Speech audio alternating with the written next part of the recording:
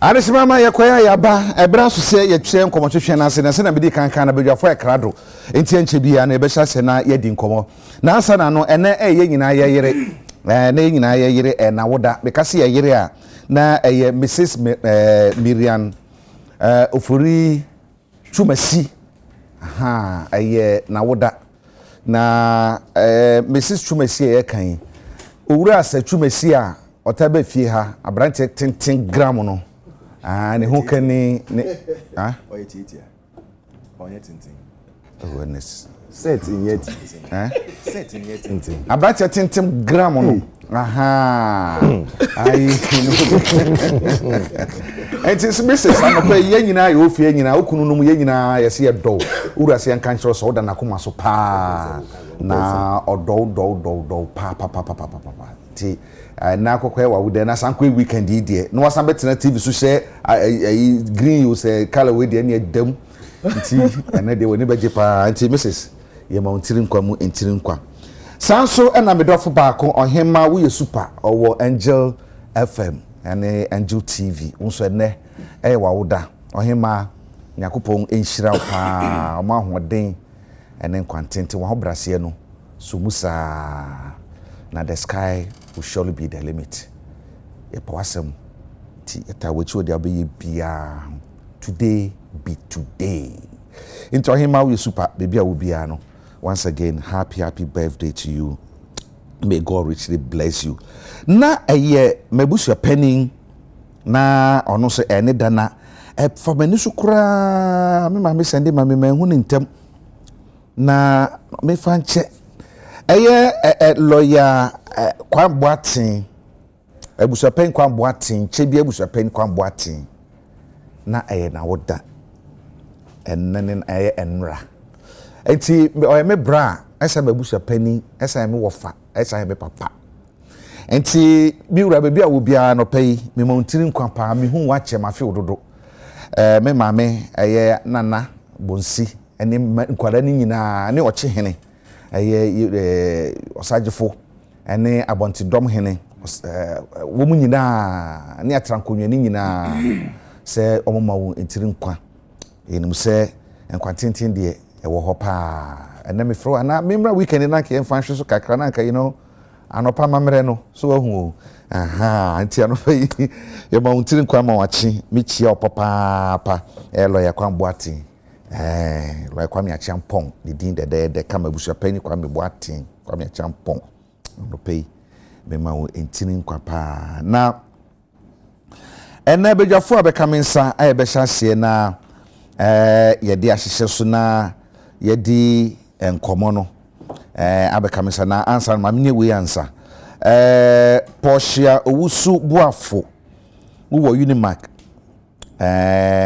Institute of Journalism ene ewa woda woti kwabenya Randy Samuel semen kanchro say o mountiri nkwa pa na Randy semen kanchro so oda nakoma so oda nakoma so odwene ho pa no pa wiane anadwo nyina o se wante won kada kokrontumi nna ni nyina Randy ne semen kan ena makare nyina nti ya no pa ba bibiara Portia owusu boafo bia no Randy say o ma won entiri nkwa emu entiri nkwa pa semawi eno ano no awie anopei ebusuafo be kamensa be hya di nkomo minifa so pe Alfred Kojo Thompson openi oka NPP communication team no ho ebribia besenko no na oye deputy managing director at the National Investment Bank on timinchen e wono timinifa so ya o shefugui afemi benkum so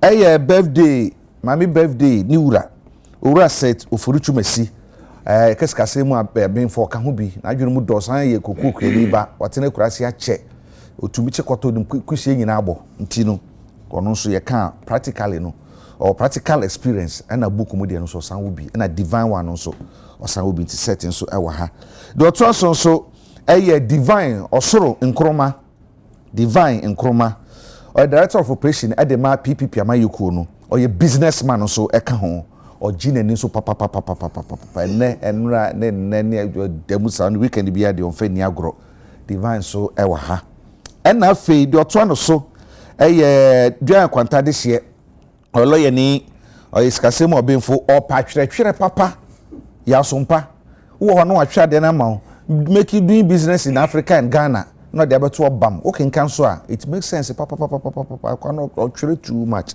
onu so be kamisa nti mama Kwaba na afia hyase na ye di nkomo Alfred Kwaba Denia na bibia boko nyame adom de radiasi ma ho onu osha wa ba no da so no ho ha ko bibia ye okay na ansa na be hyase ne yeze nchia kese na nchia ni ye wishing a happy birthday Mrs. Chumisi okay ne nukwa kan sempi wono ho sem de nti oba jollof ne cake ne de onka na onfrey na yensu ye medibi papa because say by the time we wie no na wa bre nti say ukonya bibi to wana na anyasa of course yes ti nyame hia na kese that's it na enyo no nkwa madam for pa so Loretta okay so no birthday ne wishing the best for today okay and the years ahead okay Loretta na many anu ni nyina so ichi omu okay Loretta edu jefi okay no mu nyina je oso that's it set na ko shey ada padie ya wo kan wira kakra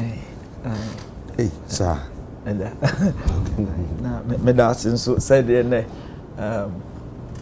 ba shaman munyam na wa bo madam so abas ada nso 2021 national best youth farmer oyekua nipa oza oh yes owo kuadwuma or farms or Burkina Faso or farms or Togo or farms or Benin and all farms or Ivory Coast and Ghana from soya beans maize and I was one of the major aggregators for Shenat. Wow. Oh yes into Africa women in agribusiness for 2024. Wow. Person di kwenye na me can say on to us. Sir. On to us. Behind every successful woman there is a strong man. Yes, a strong shot. Auntie no Shano society no It's a strong shot. Yes, auntie. That's right. That's why a shot. Because Agya Kwabena who saw a shot. Onye tintin. Agya Kwabena. Onjina hona me na. See I make can say ya ati ahwefo hwe me can shot ne to ho say. Na say we has we say tintin bram. Na tintin bram na dey me hu be that because papa e be no do me ha. Asembe. Divine. Maybe I walk off. I'm just smiling. Maybe I walk off. I say, weekend ye kuye. I started. Fianra, Sunray, Bia Kama. And now say, because some of us showed it. Remember show the other say nti for ochana nku show nti no ochana de ene de yen konkon a be kwa sorry ochana be de chance be kwa so nti se weekend ma chechero pa o radio dance abranti njine no dodo o jine ni dodo hey eya wo hu no yo ofre me I'm sure my family also Agya ho de ho nya lie mu ho nya lie I'm sure me lie ni de wo he nti okon frɛ me nti wo hu no da ba wotete ono ano frɛ me ka kyerɛ me oh okay wo he unko baby o he ai so no divide me nya kuma no ba me nya nyi sa nti na wo kwa fa me ko bi ya so mpa bi abɔkɔ jenya meters oledi hwe odua kwanta nti ma me anopa yi ya becha no ya mana chipa anopa yi nkomo ebedie no enura mampani ene CSO so hia efa galamsey ne kwen ne ho samsam ho ye nyina nim sasemba ko a ye kan se mampani declare state of emergency en ho asam ne baabanda da na besin kono na abafufure nso no that same pressure na eda aban no so na enra mampani ene CSO so ne hia no o kan semba ko miensa bi enti madam mekwa bebe mu a producers madam ma prince se botumi abama ne etie nsema mampani e kan ye efa okon befa so akon any state of emergency no de okare fa na free ho a ya hyase e de ho enkomo. In the whole issue of excavators. Excavators came in huge quantities, and I remember that at a point under the previous administration they asked that permits be gotten before excavators are imported. Meanwhile, the law did not say you should get a permit after. But that was what we came to meet.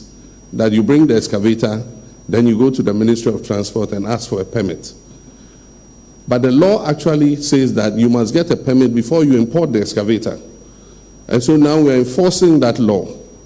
And so you can't bring an excavator in, you can't put it on a ship, and we're telling the shipping agencies, if you bring an excavator for which there's no permit, we shall penalize you, the shipping agency, for carrying that excavator here to Ghana. In the meantime, we came to meet a huge quantity of excavators in the port.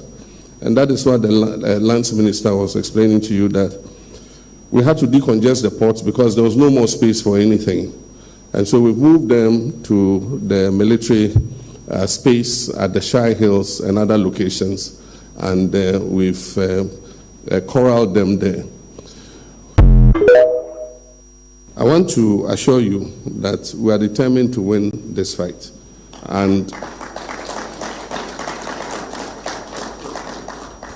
And your contributions, your criticisms, your pressure, putting fire under our feet does not have any problem.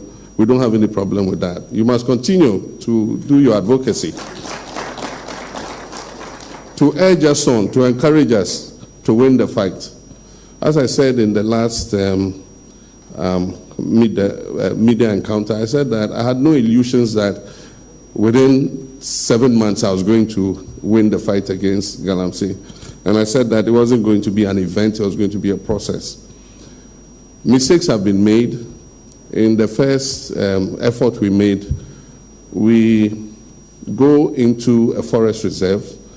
We mapped out the forest reserves that had been that had incursions of illegal miners, and we deployed the first wave of our security services. They scored a lot of successes. In a short time, they had cleared some of the major forest reserves that were called no-go areas. Unfortunately, after we cleared the illegal miners from there, the security services withdrew and handed over the forest reserve to the Forestry Commission. And so they put their forest guards there. The forest guards don't have the capacity to defend the reserves against the illegal miners. And so, lessons with the elephants in the room. State of emergency. You know, yes, I have the power to do it. But the president acts on the authority, not only on the authority, on the advice of the National Security Council. And as at now, this moment, the National Security Council believes that we can win the fight against Galamsey without a state of emergency. I want to assure you that the day they advise me otherwise, that, boss, now we need a state of emergency, I will not hesitate in declaring a state of emergency. But we do still think that we have the powers to be able to win this fight. And as we deploy more troops and we apply more resources to them, because that will encourage us to also continue to work harder. I like that somebody raised that, what are we doing to the kingpins?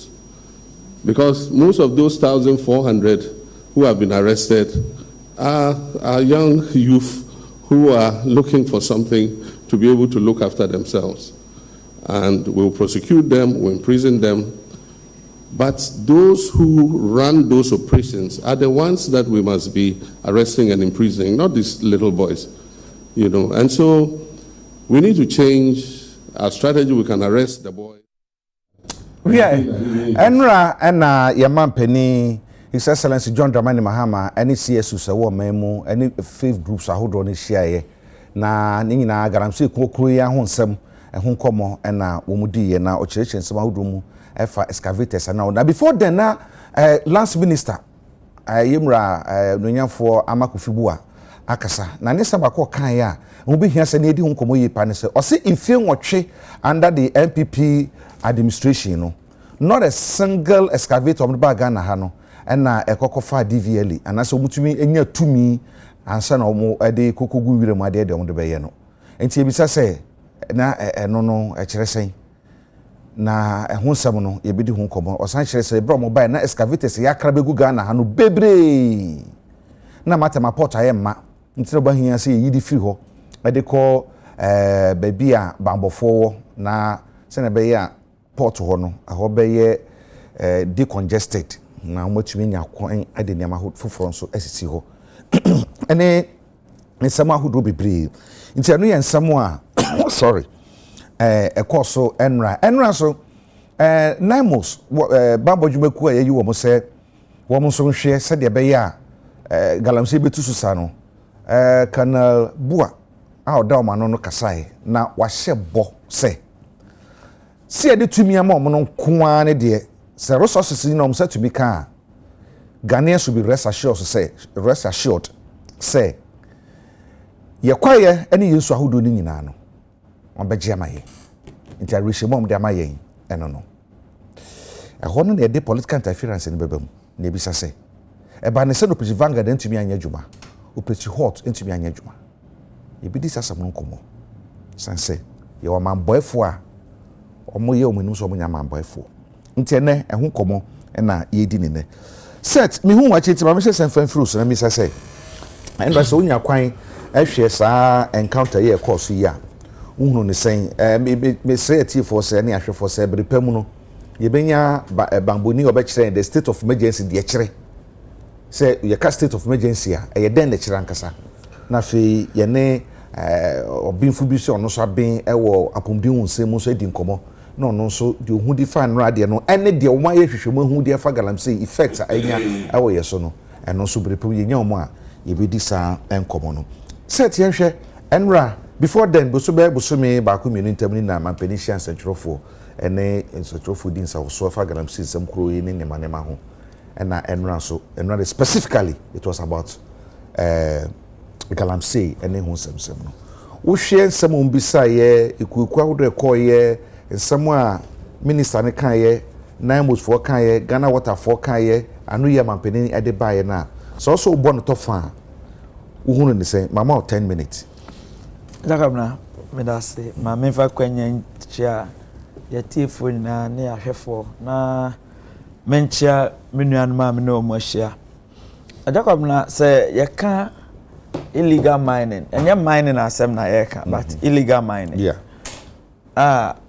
ya mani din galamsey a ɛha adwen ɛno na menya kwanya ɛhwɛ bi etie bi nso na mame yɛni nkɔmmɔ ne sei Jakabna sɛ baabi a memefi ɔmo illegal mining wɔ hɔ okɔ bibie ne ne mpatam ɛwɔ hɔ ɔmo yɛ na wohwɛ illegal mining kono Jakabna ɛtra nkran hako sɛdeɛ yɛgyina ha edi ho nkɔmmɔ na yɛtu ho sa no wokɔ grams wokɔ mikrom wokɔ yɛkura ase na wodi nkɔmmɔ a wohu sɛ ɛyɛ ko a Jakabna ɛnyɛ baakofoɔ ko kokoo kuyani tumi ka kyerɛ wo sɛ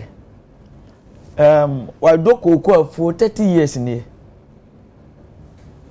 ɛnura a wɔde ne kokoo half acre ɛma illegal mine ɛma galamsey foɔ ɛnɛ wasi ni dan ɛwɔ Kumase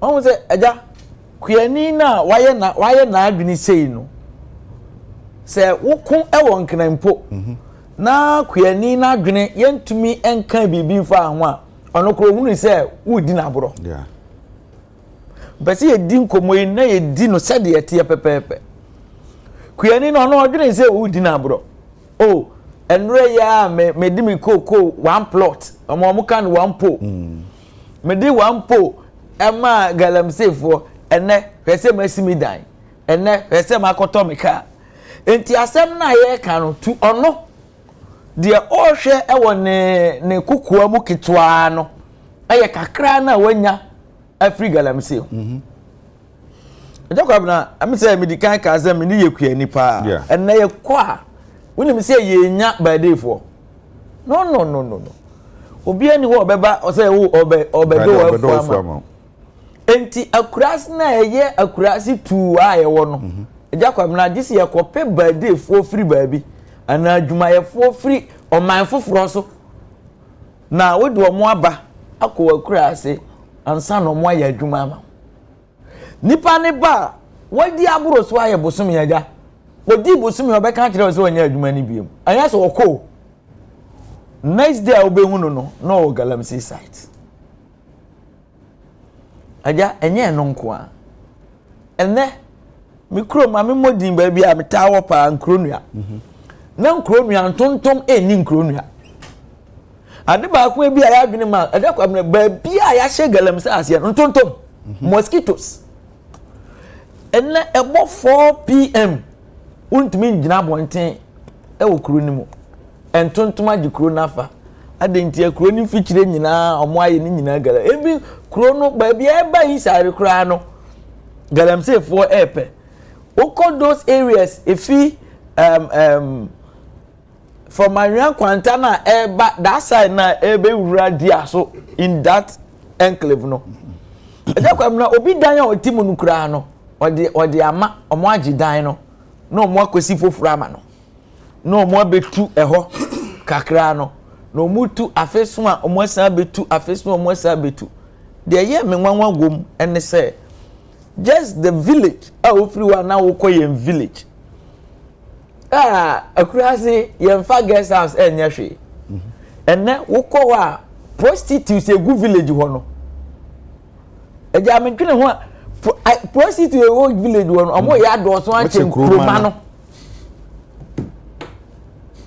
yema create effect on agriculture so ene udum kronua na ye baabi a ye de cars ene kofa body ene wo ko se wo pe body a eye full body I mean esani nyina Agya wa hwe ya wunya bi wo pe banche anhwe a wunya bi koko na utie eho koko the whole western north baabi a no motati koko pa no Agya na wo ko na wo so obi edi koko asre ne baako anamienu a Agya enye nokre we ya bia na ye bokoko anopa emani duru anwumre na ye ja de aka no na the next day ye samba bebo se na wo kai se mre bi utumi ho bo a ye di sardine ehihye koko enimu tinapa ehyem se de ba ya wo pentem abonti sardine ni beto wanimu a eye wo dia enne wo na obi ati koko asre na mienu a na ye nyame na ehira no. This is the effect. Agya eno amete nkomodie no ene anamonto ye be kan se mpanfo ye bi nanso de aka dose bebre. Yeah. Ebi se galamsey kono agya de aka nyina no eye den na etobre bi amu se eye na boapaye nso ewo baabi. Agya ene galamsey no enye aso ene kodo a ye de ye galamsey no ansa na omo betu galamsey omo ba kurumu omo ba omo behia ohene owo kurumu na se konfo kurumu a omo kohia no onno koye amamene e wo site waye amamene wie no no omo akọ clear baabi then 2-3 days ubenwu se machines eba machines a editu galamsey na bia ni wa editu omo kon ho ni nyina no yedisi ka kese so na ediba ansa na ka ne beba no Agya ene I mean omampanyi abamu mpanfo mo abo mo homode emfi a atwa mu nyina untumi nko mame nka mikro mu asem western north untumi nko baya ti say 20 kilometers a hu police barrier enti sa galamsey machines ya eba nyina no ena police barrier na eba efa akro bi so ansa na ekoduru baabi na eya me bisa me ho se eye yenya na ya hyeda yedi ye ho abro anase eden enye Ghana nko na gold wo mia ya bubodiri nyina no enye hope ena gold wo ye wo baabi ya gold wa ankasa nanso se ekom de ya nkyerese yedi ensam mienu ebedidi se sika wom ya nkaze sika nim because say Agya first we kwa kurase a obi hu a ebu ade ma no we fi kroma ba wo sika na wo kwa ka ebi a odi fi nkran ebe kwa na eye ka eteso no eno omo abo hu fi eno na omo de ya rounds e we area mu Prado V8 ukodumi area ja V8 area benfo na etwu ha Benz young guy wakoto Benz aba oye galamsey guy enti omo live na aduru mpempensuo bi say yanko ni ye na ye ja ni keke say yaka say yama police empo omo part of omo KPIs key performance indicators not just MCs but police commander bia galamsey machines and cross by police barrier woni hu paper bi ehin na wode ko galamsey machines eja yemfa nofu galamsey machines yemfa nya di bia apart from galamsey chamfine tumi ntumfa wiem you see etobre bia me feel say you pay too much lip service yakasa dodo ena painfo mu nimde omo akasa abre sese ya no ekamea ye say obi empo abamu eyabu nanso ba bia ya duru no say yanko ne yie na yakone sabe ye ku ya aja o komi krom a one of the good forest wo ho omo tu galamsey omo gusu tu omo say ye community mining and a small scale mining fine bibisa say enye private place aja wo bedru forest na ye wo barrier wo ho security fo gu na o cross forest ne so a ye wa another barrier police for security fo gu security for your mine security and I say no omo nyo mine security nipa na o mine na to say private security omo wo omo wo tuo and baby galamsey wo bia no eja etu onya na wo hwe tu a young boy also tuo mu da not on any training no ebia o etu a etumi call 24 rounds ena hye ne ho ye de ama no enti oba adwuma ote ho ene kura no ebi motumi di tuo empo dwane na odi dwane a eden na odi tuo ne ekwa akwa enti ye kan say galam said ya aban kan say o mo hwe say ne be ya o kan bi aba excavators say excavators no for anukra no last minister ne kan amakofibu a o say for 8 years excavators be go Ghana ha nyina no na nye excavator back to say aba ama akodi VLA ama ya register nti all this one ade na ba na be gumu saa yo se se be bia ye duro no ye wo ene nkwanta ai kama se ye nan no kura ya kowo no nkwanta more than say ye wo nkwanta sa nine musa bampani aban ahye na omo so mo de ko no o ma hye ebo se ye bitumi ye nya hoto so bu se on be adwuma na whether kanal say ne rank ne manya ne ye on fan cheme kana bu a ekaye no msa ha ne din wa ha manya ne papepe kana Dominic Bua o say no handout for galamsey yes nti o say they are coming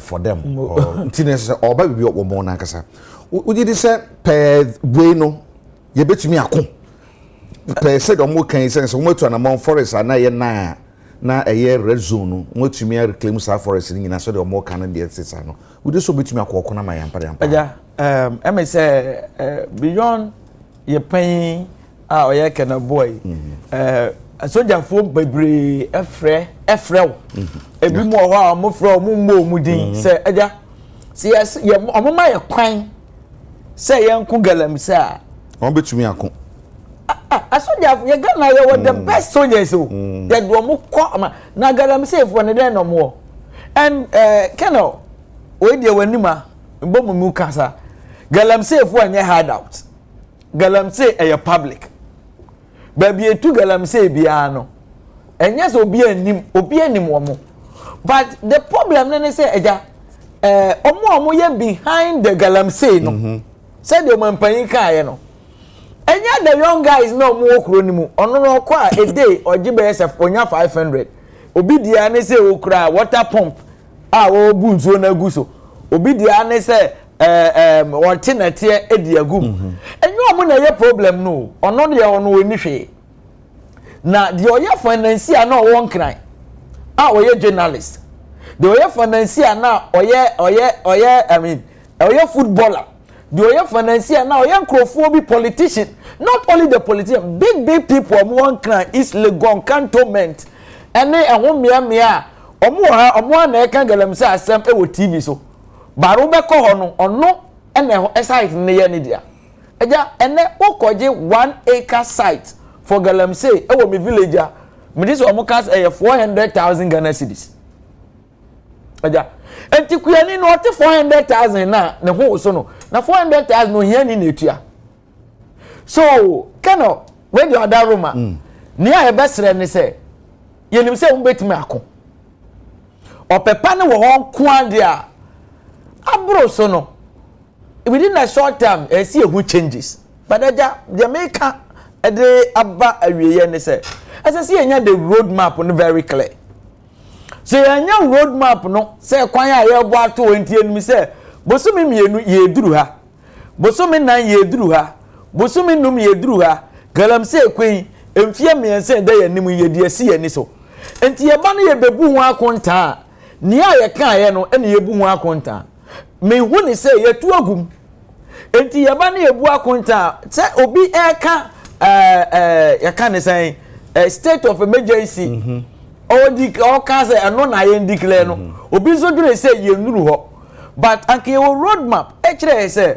bosumi nsie dikan e bia ye forest and are you protecting enti ye ba be bu akonta no a mpanfo ebu ho akonta no obu bu forest ho akonta a kire yen no mo a kire yen kakra mo aya afa ne aka ho e bia bosumi nsia biem ni a ye ba bebu e wo ye nsuo ho kai unu say galamse no and this mining in its totality see to me formalize this idea ya kana eno so ya adwuma ankasa ya adwuma ankasa na ebetumi aye ni yie me ma example be sometime e be share ha say mining company bi wo ye area na ja mining company na tie no otu no na tie na enye otu no eno na galamse fo no omunya eye gold pa no because gold mines no ne netie a enye no gold wom enti omotu na tie na omotu agu ahipi agu ho no ena omotu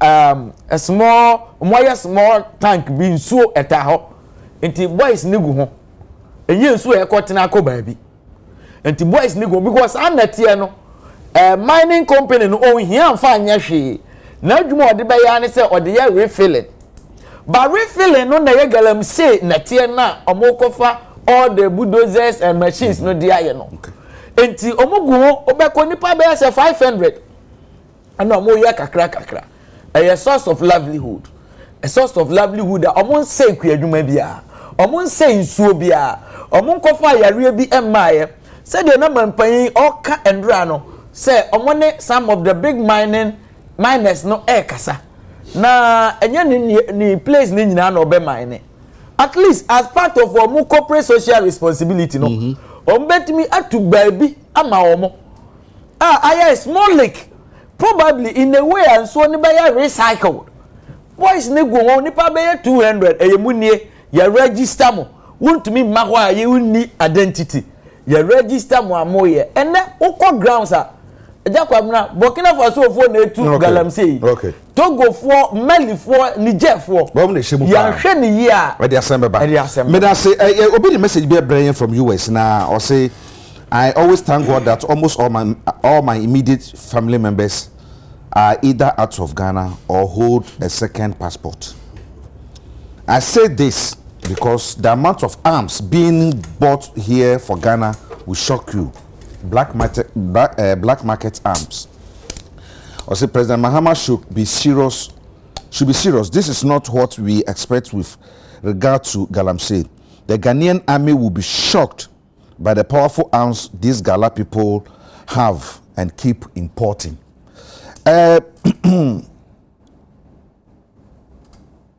Alfred, namu abemu Operation What, Operation Vanguard.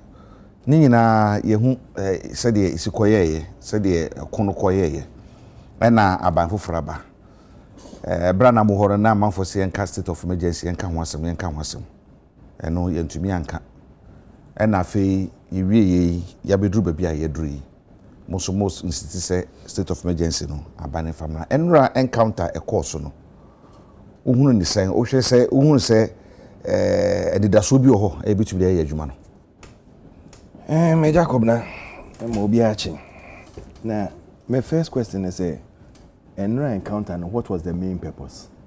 I want to understand the whole framework. Say offer CSOs, what was the main purpose? So upon input and a year or quite before so yina holistically will be adding Nigerian beba. Then what can be to me first the akonia kono ye. Into time or more can say yen call state of emergency near the no moon name. Or more call over 41 water bodies no hona or more trap pictures. Or more sense you edu time be not over every stationer. Na insuo si table so you show different rivers na the colors. They didn't know. In their manifesto you know, what was their game plan for fighting Galamsey? Omo voting over 50 million for fighting Galamsey. You know. What were they going to fight if they don't know? Hypocrisy in the mind. They say you're very careful. Anything na two politicians din mu kwano kre mu twantro mu yakotompo for nya there. It's hypocrisy. All this fight, all this money they voted to fight Galamsey. They didn't know what they were going to fight. They say omo fresh CSOs. They be some margin before they know how to fight Galamsey. 41 water bodies. And omo kasa no the 6 water bodies pe no mo kan ho asem 35 are ase poto no they didn't talk about it 35 are say see a wo ko ho a serious no. I hope you heard Kenashbe what he said and no kasa no o say ni bomo ko fa no so mo beka about water na water bodies near there no o say it's not the turbidity na they determine the quality of water. Now, you say water quality index. No more they check all these things. Until they shouldn't come and just talk and think that ya be can turbidity in a way akosa in a way it is. As at 2024, Ayensu River turbidity no all can was na 14,000 NTU. And now ye kasano edu 94,000 NTU. It's telling you daily how things are bad. Over 50 million or more voted towards fighting Galamsey. No, the idea is say poto. It's almost say, oh, we've done so well, and you get people supporting them there. We've done so well. Now see away home and no more UCC because you idea kakra. Now more the water there was brown. The water that you did Jerry, the idea na. Nature me who say, the water was brown. But we get the government telling us there, they have to call CSOs, sit down and dine with them before they know how to spend the 50 million. Yes, yes, ni baku futrim. Nti time omo tro we no omo manifesto no mo say we are going to fight Galamsey, we are going to stop within the first 120 days, we are going to declare a state of emergency, we are going to do this, we are going to do that no. Now omo finance no one team. Me pa bako. Did they take it from only one person's head? When they were budgeting that big amount, it's huge, bigger than what was spent in 2024 to fight Galamsey. No, I'm say yeah, they fighting Galamsey. I'm buy in the first instance, nyama ya who say it wasn't helping. No, I'm starting somewhere burning excavators, me boy. Omo kofa and Crawford, I could now water body soon there. You are telling us, and then Muhammad will catch and say, or train national security. Abema the green light. Say, water bodies now. I say, cry into undeclared state of emergency. And then 41 water bodies. Or train my national security. I catch and say, I pro. Say, I want to mean, sir, in Siopo. And Sana will declare state of emergency, not for the whole Ghana, but for water bodies and for forest areas. Erastus, Nancy Ami who no post. Or say it's sad. Say all the forest areas now almost your marker retrieving no. Ukwa, it's worse now. It's worse. So you ask yourself, sir, over 50 million or more budget almost your more spending to make sure say all the water bodies, all the forest areas, all the places are see almost fighting galamsey jina ne na so no omo de yeding omo de scan yeding. Number 2, omo ma ye hu say dia omo tro omo manifesto no mu no, are they abiding by it? And now they didn't write anything in their manifesto. Because sometimes when you look at it, you sit there and say, into way in a Ghanaian stoma monana. Is this what they wrote? Let's see, I didn't know manifesto. When they were on streets, people lost their lives. So there were manifesto. Okay, Oliver, 37. Or Brocky and Mama, maybe ordinary by a hospital. Okay, and say you can't go back. You can't go there. Now on signage. Mama didn't come to or done. That time, people lost lives when they were sending their people to 37 just to go and get medical treatment, all because of galamsey. When we are singing and telling them that, listen, it's not just about putting, your friend saying, state of emergency in place, but you do certain things. And that is before. Yeah, register and crawl for first. If you want to guard and know the control you have over all these small scale mining, your friend is saying, galamsey for near there, no, you have to register them. Register them and let those you've registered be the guard over that area. Because what is going to happen is when people are just coming in and they are doing this, you will not know. We'll be back up. But Mama we Agya Kwabena portion, sir. Mama we portion, sir, and they are paying for it and you are showing them that these are the rules and regulations. And they should make sure that nobody comes there. They will make sure that nobody comes there.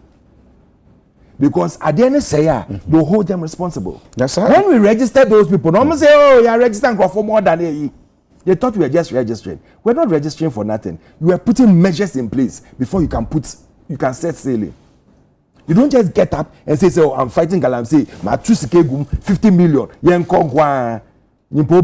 Accountability. Then we are just fighting galamsey. Please. Yeah, brun da. And Ghanaians should wake up because it's affecting all of us. You see, no one here nada. Who say nada? But yesterday, them potting na wunye film. Tell me, maybe I didn't know. Tell me, them potting. Give me one roadmap. I wunye feed the echo so, or communicate or release it. Yes, say, oh, this is the roadmap you are taking, and run. But could be a more say it's so different from their momo from their manifesto. No, from their manifesto. Okay. We are dealing with their manifesto. Now they are in government though. Forget about MPP. It's about NDC being in government. No, and fighting galamsey. Omo Kabako be say, Omo de Bambo for 9 months for no call operation we no. They came back. Omo free on for the Sanko Hubio. Omo de wana mo operation. Omo de military for 9 months for no koye military for no koye. Omo koye military for na yeso omo komo ban no. Omo koye ko reclaim government ni omo koye no.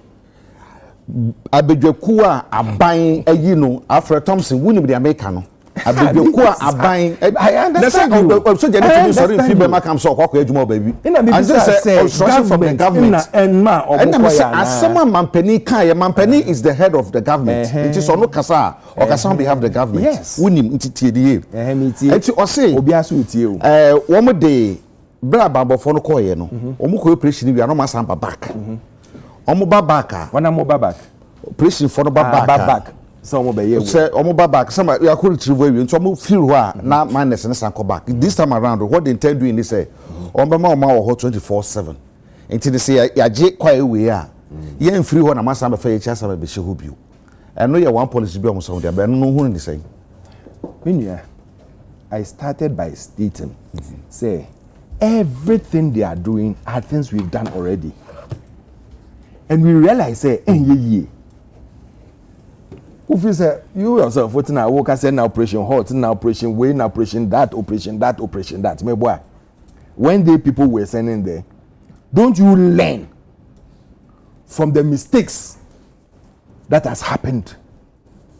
Or don't you study from past experiences to improve upon it? Normally, in Crawford, no movies say, I then almost got down. We got down 24/7, boy. By the time we best sang for no more another place. And that's why I'm telling you, say, they are not only operating in one place. River Body see, we are not seeing any change in the rivers. In fact, it's becoming worse day by day. With all the huge amounts that is being invested there, it's becoming worse.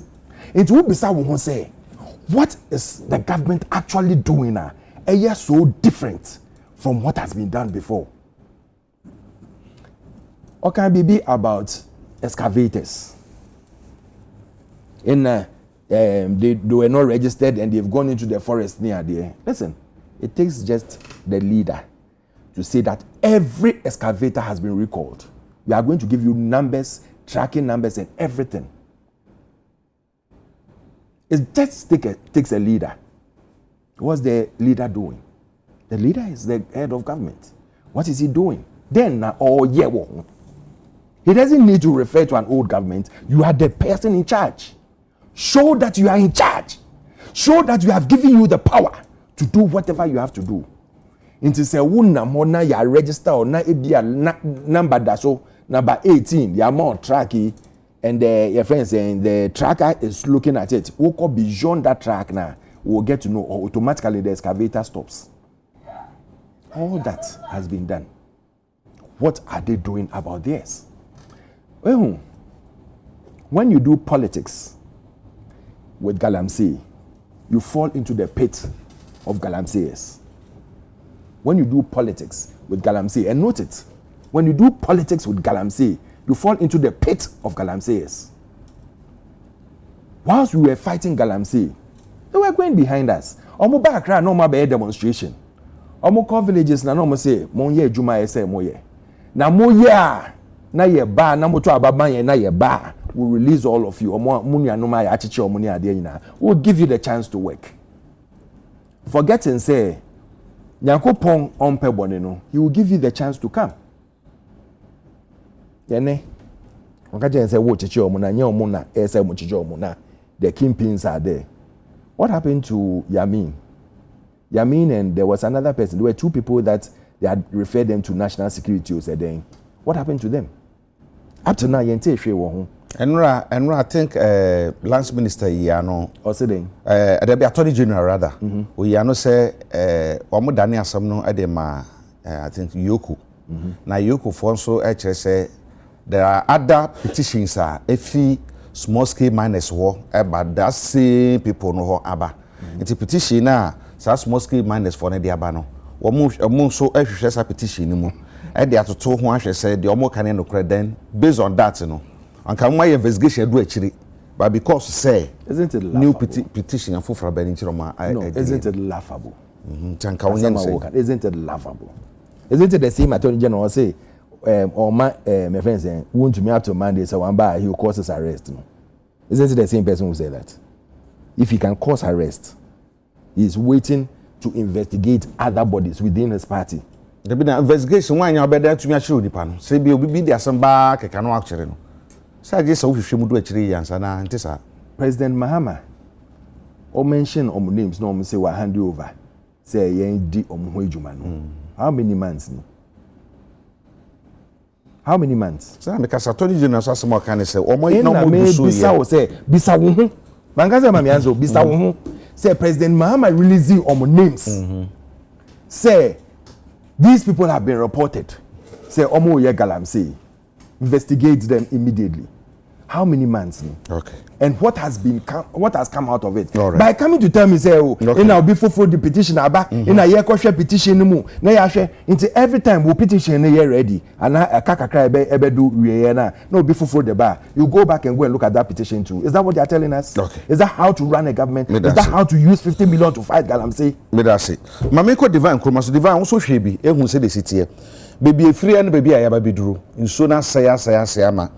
Baby edru na ano shipa enra na me ne pani bi the DC owo Ebuakwa South edi nkomo personally ono akasa dey say no so say obekọ mining site wo na obekọ no dimirika time crofo na osisa ayi machines so mu use ya enye asempketua na divine ujidi say baby aye kọ no ye make headway e wo ne kono ho per reporter na imofo no panini kan no ene the Lance Minister aka no ye headway bi sanse so no bi sayana essay yo Agya Kwabena yedi kan no ma minchia abedwafo kai wa ase na minchia wankasa so ene o membo wo ne production team so abaso ene madwuma so mo amodi na minsanso nchire ya amanfo amohwe omo so mutie ne titiri ne nkoma abusuafo a omo awutu senya west awutu breku bodwa senya ene ne important won michia omo nyina ena benya nkra ba ko so eseme fama abase asalam da abase choba omo say ya bedidi me didi wo yo omo so mo dia we du no nko ho mate sa mate pa amati national yo unim Agya Kwabena galamsey msem we wo yaka me de bia me ko show na ye frame na ye discuss galamsey asem na ma pre na ma toba ha because see Agya Kwabena mo am station ha we can count the number of times I bet na no more yaka galamsey asem it's more or less like belaboring the points ye ka ho ye kasa grammar na be kasa sa this week last week we radio programs TV programs are ma koni nyina galamsey na galamsey sem no binti so wa ne ka no yentumi njai ka at this point no is because say ye ababedu baby as a country who say enyamo a galamsey edi oman no ene de ba be di oman da che no say yan solve sa kanka no and I'm telling you say life be anyone no more ye betimi akase e be relevant bio see a live across human beings because Agya Kwabena you see when the last tree dies lawyer saw the last man dies it means that say nwe nyina fi asasi so a it means that nipa kra no yasete na manye yie and insio krampo so ema enua enkwa no so kra no eno so krampo no at the peril no so no ne ho atochema hwe asat 1998 edibesi 2012 now according to WHO acceptable water stability level it was between 5 to 50 and at that time Ghana ye operating around friends 10 to 50 no even that one Ghana water works for Ghana they having challenges and then look at it from 2012 edibesi 2024 the stability level no I increase up to between 9,000 to 14,000 NTU.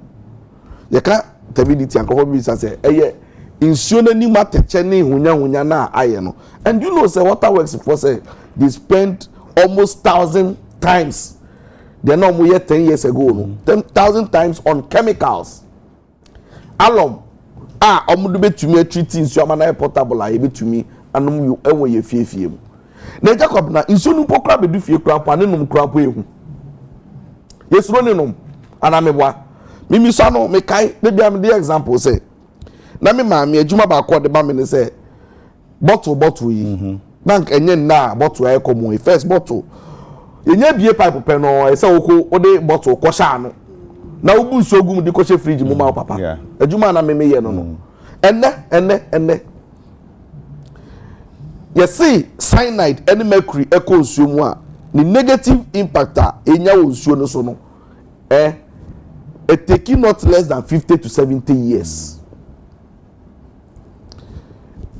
and now choose simple nsuo only choose simple pipe mpo no cry questionable microphone person modi pipe nsuo betwi omse minim obi a minim one lady a okodware a nanim anybody ni nsuo ko ena de sebi o de woro ne ho so enko because osuro infection a ebetu bia onya be bia ye ba bedu nie na wonu say ti akra say sometimes no ye beka so problem we die ewa chichi embenye enye asem last time a video so mo ko interview ma me fo bi o mo ye acheke yaka o say acheke e wo western region mo bi so mo say nsuo be no mo de ye acheke no o mo si galamsey nsuo na e fi no e na mo bi sa ma me ne say na wan mo na mo ton mo ni bi say ono mo ye wholesale o mo ye wia o mo de ba kra o mo ba ye portion e kwa akra e ko kuma say e ko takra de enti wo bedu akra na wo twu meko na odidi a wadwen o say wodi ba wodi galamsey nsuo na ai say e aduane kra enuane ye bode kontomire ne ne nyina say ko enti Agya Kwabena ye tia no ne ye ka asem we a me e fa nye politics but unim adibi wonum a enne me ba show I decided say I will not do but I've been triggered to do that based on a friend saying Ura Alfred comment or here because who's all can say me say as I say hypocritical tendencies are exhibited as politicians, you know. We should put a stop, and I agree. So I was expecting him say, "You better revisit the history of baby feeling the entire baby do baby Agya Kwabena, see, let's not mince words and pretend say you need baby galamsey in some way. If we know baby if sure. Also, you catch Ura Mahama, you man the pressure say on solve galamsey. That's where the discussion should be because. You put your and when the power fix it. But you see, when we are talking about fixing, I don't think say you table so any even as Ghanaians, Obia or the same right so they can the same thing. At least the moral high ground that individual being are criticizing and you will be. Absolutely. Not when the person is part of the problem. Absolutely. Nipa no cause problem we are. No yes also be children no person on ma what that fix it. Absolutely. Oko kind the mining repository Ghana mining repository as at 1988 edibesi 2008 listen no na mining license I issue for small scale 40 and from 2008 to 2016 let's just say Mahama any mills ekabom buy no almost ebe issue 59 80 from 1988 edibesi 2016 licenses ye the mass small scale mining no enquire 99 and only from how many years in 19 that is almost like 30 years 30 year period no yeah my license na come 99 and between 2017 edibesi 2024 eye nanado baumia by MPP aban betna so omo issue license 2051 odi ko compare Gorgesburg Alan Benz edi ko 1844 bond ni na di bomu a obi endi boni say even keto abawi possession license aye de ba no say aban revoke ye and na ye kase ye si nsu ase yi hwe obi kan kire me unim say o come mine me dey ya me follow unim say not a single license and they issue under this new government abai we buy here omo issue new license here it is here about omo yes boni akos one na di boni a yes who say sometimes they can na me we say we be honest they admit say oh ye say Abruwan Ninkran enyo ma na mkotwa ba here Abruwan Ninkran village na ye ko na exist for almost 7 years. Ura Abruwan Ninkran mu a ubehu small entrance ba ura mu a ekru a omo akasa omo power source wo honom omo health facility wo honom omo si omo hini wo omo kingdom as if say a rebel community and omo tu galamsey noa no omo de kodia sekro no until recently you call this man honom no it was a big town that was first trainer omo ye adwuma galamsey iti Agya Kwabena se betra no mu a anda ni mani fiye yen unumada na friend galamsey na me oko awahem oko akwatia ye fi won na ya awa galamsey ni say insuato tio insuato na insuate na sunsun so ai na e no munam na mo peki what looks like mineral no o piki bebre a mo de ko e ho no mo na wo yakase wo koton a wanya bi galamsey asem no ento ate say until say MPP aban we by na nya discussion po a big deal hwe first Robert galamsey ya obeti no say ye nkrofobi na hye ba bi nkrofobi de ba bi according to Professor Frimpong Boateng's report report no boy no obo mu din no go and look at the names Okobo MPP National Women Organizer ana mimiti me bibini Okobo Sir John Dean I say office of the presidency eho na galamsey na kasa ekoso hwe se chiwi oso abronye omo Bronga Hafo regional chairman I say omo galamsey site yatu ni din presidency concession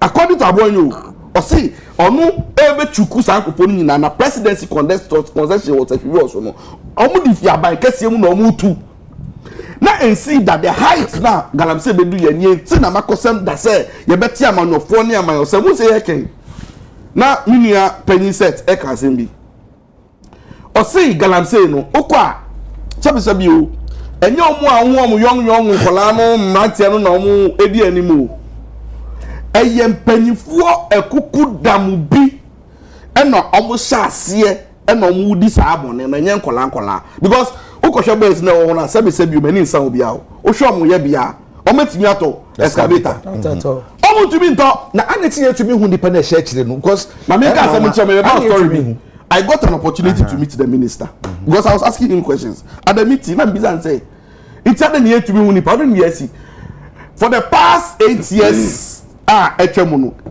unim say excavator bia ba ye say excavator ye nchu oloro kwan so ye the two low bed so straight ye register na konwura ni mu unim some koye adwuma no paka within 1 month 2 months no o ma discard normal scrap excavator none him say the whole world Oka imports items are one of the huge import items in Africa. Countries are importing Ghana and leading second in terms of excavator importation. Now, unim say abayne ba na omudi fiat beto say before excavator bia be fi port honum akọ mining site no omudi tracker bo ho asa so make sure say the excavator no registered asa na akọ na omo ring fence the operation of that excavator no unim say ye kai no enu na over 2000 excavators owners ni na abandon na obi asa onkoche no ye dey say order ne buy no obi antimi na nim because omo person mo din better record so eye panifo na share chiri ye ni momo eye nkofo amu ni omo na omo ti akra na omo be TV so na omo ni aba be kasa obekọ minerals commission omo diki omo per license operating etini makasa asem we nyina na Agya Kwabena me person me de masunuma no be see what asem we no let's talk about solution she endra omampani eniama oyeye wo Flagstaff house no me fan say well ye nyina ye solution and say be won say insuo fa wa bibia on sabe so mu onsuo no mu bia no osom yeah strong po na sabe so mu osom be sa person na country nya ba bedo na me say let's not tackle the galamsey issue in the capital making it look like say na ye wo panacea bi etiakra the solution grounds for local arena nimu hwe ye betumi akambrofo ni nyina aka grammar grandiloquent talk ni nyina by the end of the day see a himpan ye see etu galamsey wo Ghana ha say wura ben ene wo Ghana ha say ya ye see ni hwesofo and I say any under a certain jurisdiction obi ye in charge of tell me but bibia sa activities because we are your MCE your police commander your district somebody in charge omo KPI ni omo target that say de bia ya na ye jani pa no na de ato ho no na ne tra this no ho no iti no ye tutututu fam ho no ka ho iti kwan hwe ukoli ndado na ye tutututu no ye ni DC ho no ye tu na oloro kwan wo so ehu and we know that some of them no omoji commissions at the end of the day and again president only one big engagement with CNS no ba ko betumi aye enne ebe yie say on freda na onhia ahemfo pe ahemfo pe ahemfo conversation because last no yes custodians no family womb events 2 and whatever at the end of the day ahemfo no and then so he otumfo ne maami wuyi o hema ne wuyi you issue order back aboda for kra hu se na kwan ho obi ayiraye it's a himfo no say engage omo ebetumi make sure say sa galamsey activities no on the ground no ebeko from tra na eswetwa enti no Agya Kwabena sa some way ye ka ye say ye engage sa community for no any omo but you see the entire ababedu we nyina so eye greed eni bria aba mmabunu ni enipa mu a nipa nunu ho odo just boni enipa bedi ma me catch us say Agya Kwabena if you want to address this canker head on ade ba ko e say ye ensure say holistically no there must be a national program one a better getting working on the orientation and the mindset of the youth because you see an youth no see highway nipa no sorry on peduma or quick money and I see an yesu timemufo no be discuss be fi ayen kwese baby esika fi inti no hwe ade papa and I we even tend to honor people almost sika rather than in their integrity and credibility inti no aban when the policies of the bebe nyina so want target is because research actually say in the next 5 years Agya Kwabena me dem no see no in the next 5 years you take time one you ba be import artisans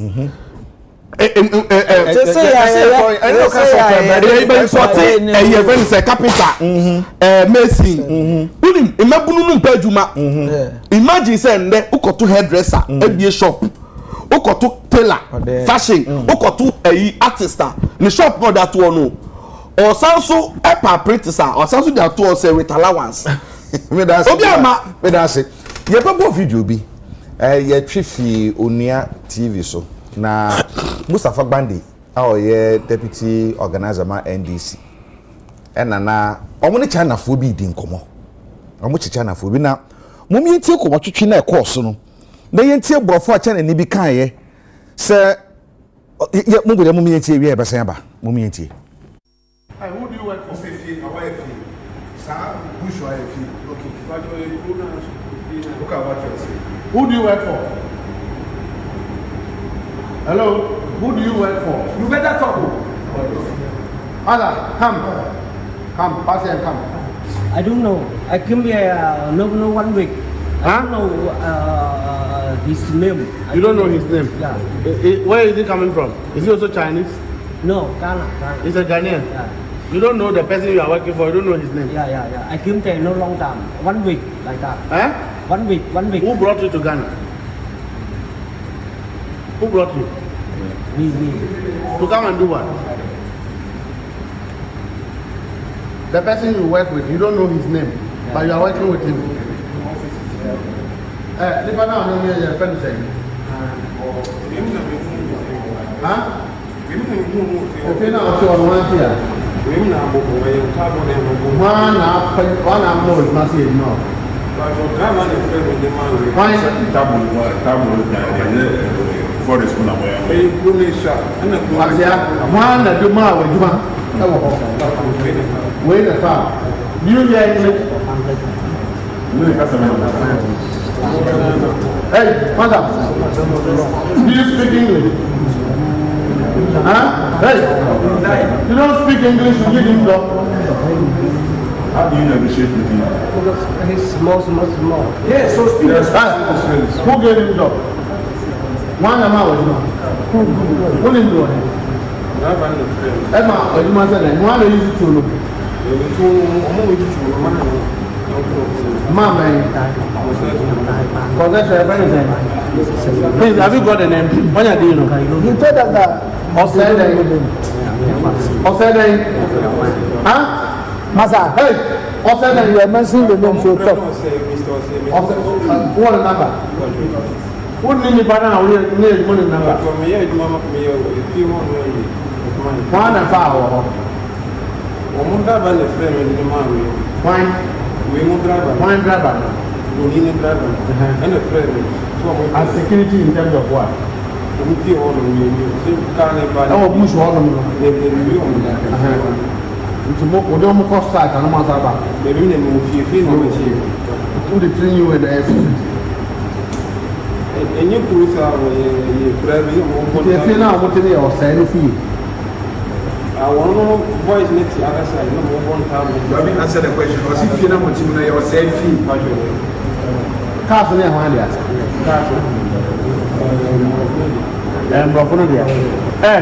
Did you say you came here last week? No, I work for Ghana boss week. Last week. Did you say that you came to Ghana last week? No. When did you come here? I come. I work for Ghana boss week. 1 week. 1 week. Yeah, 1 week. Who owns the cars? No, I want to know. The 2-3 cars belong to who?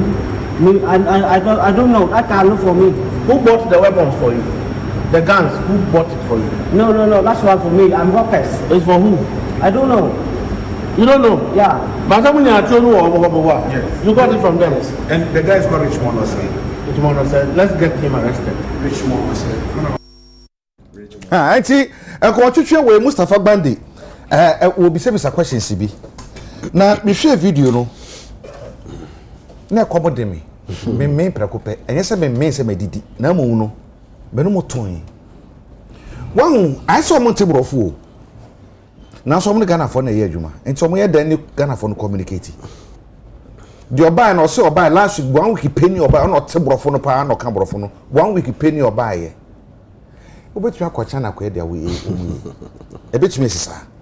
According to a report, Minister for Agric or something like that, from 2007 up to 2023 or so, yes, Wakwaji bribe $37 million and he are sentencing to death. China.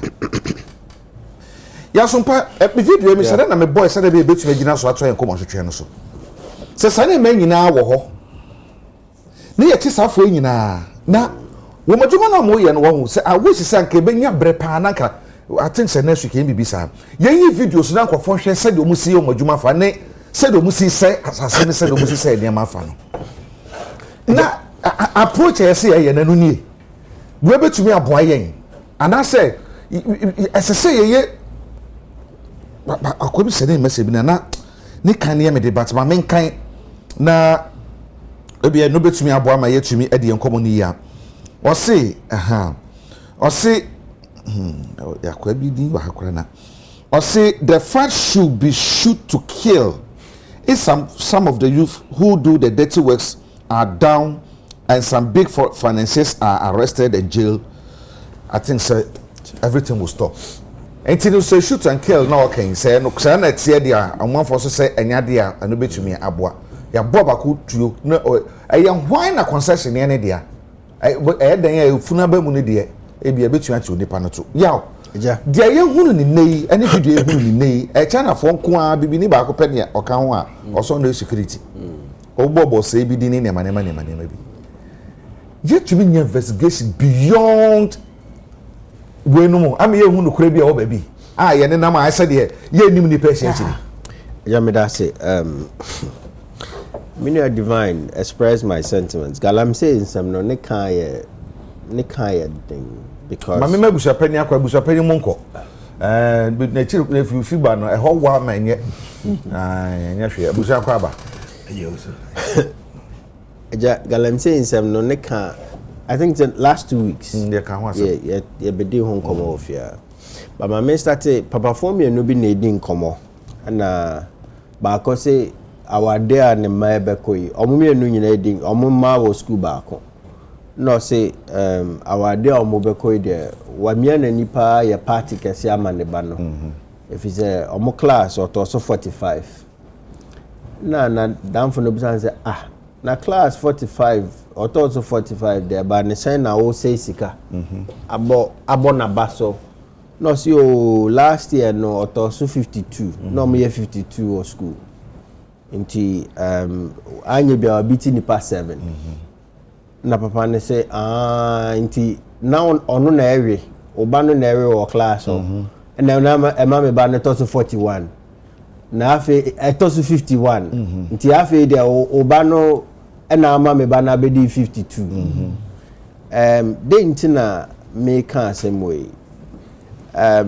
empembe brain one here obama wani agi because baby I will fever and Divine has done that work into here say akrato 52 na afi wato 45 wa biti ni pa 7 one here obama wani agi But 44 dinanim.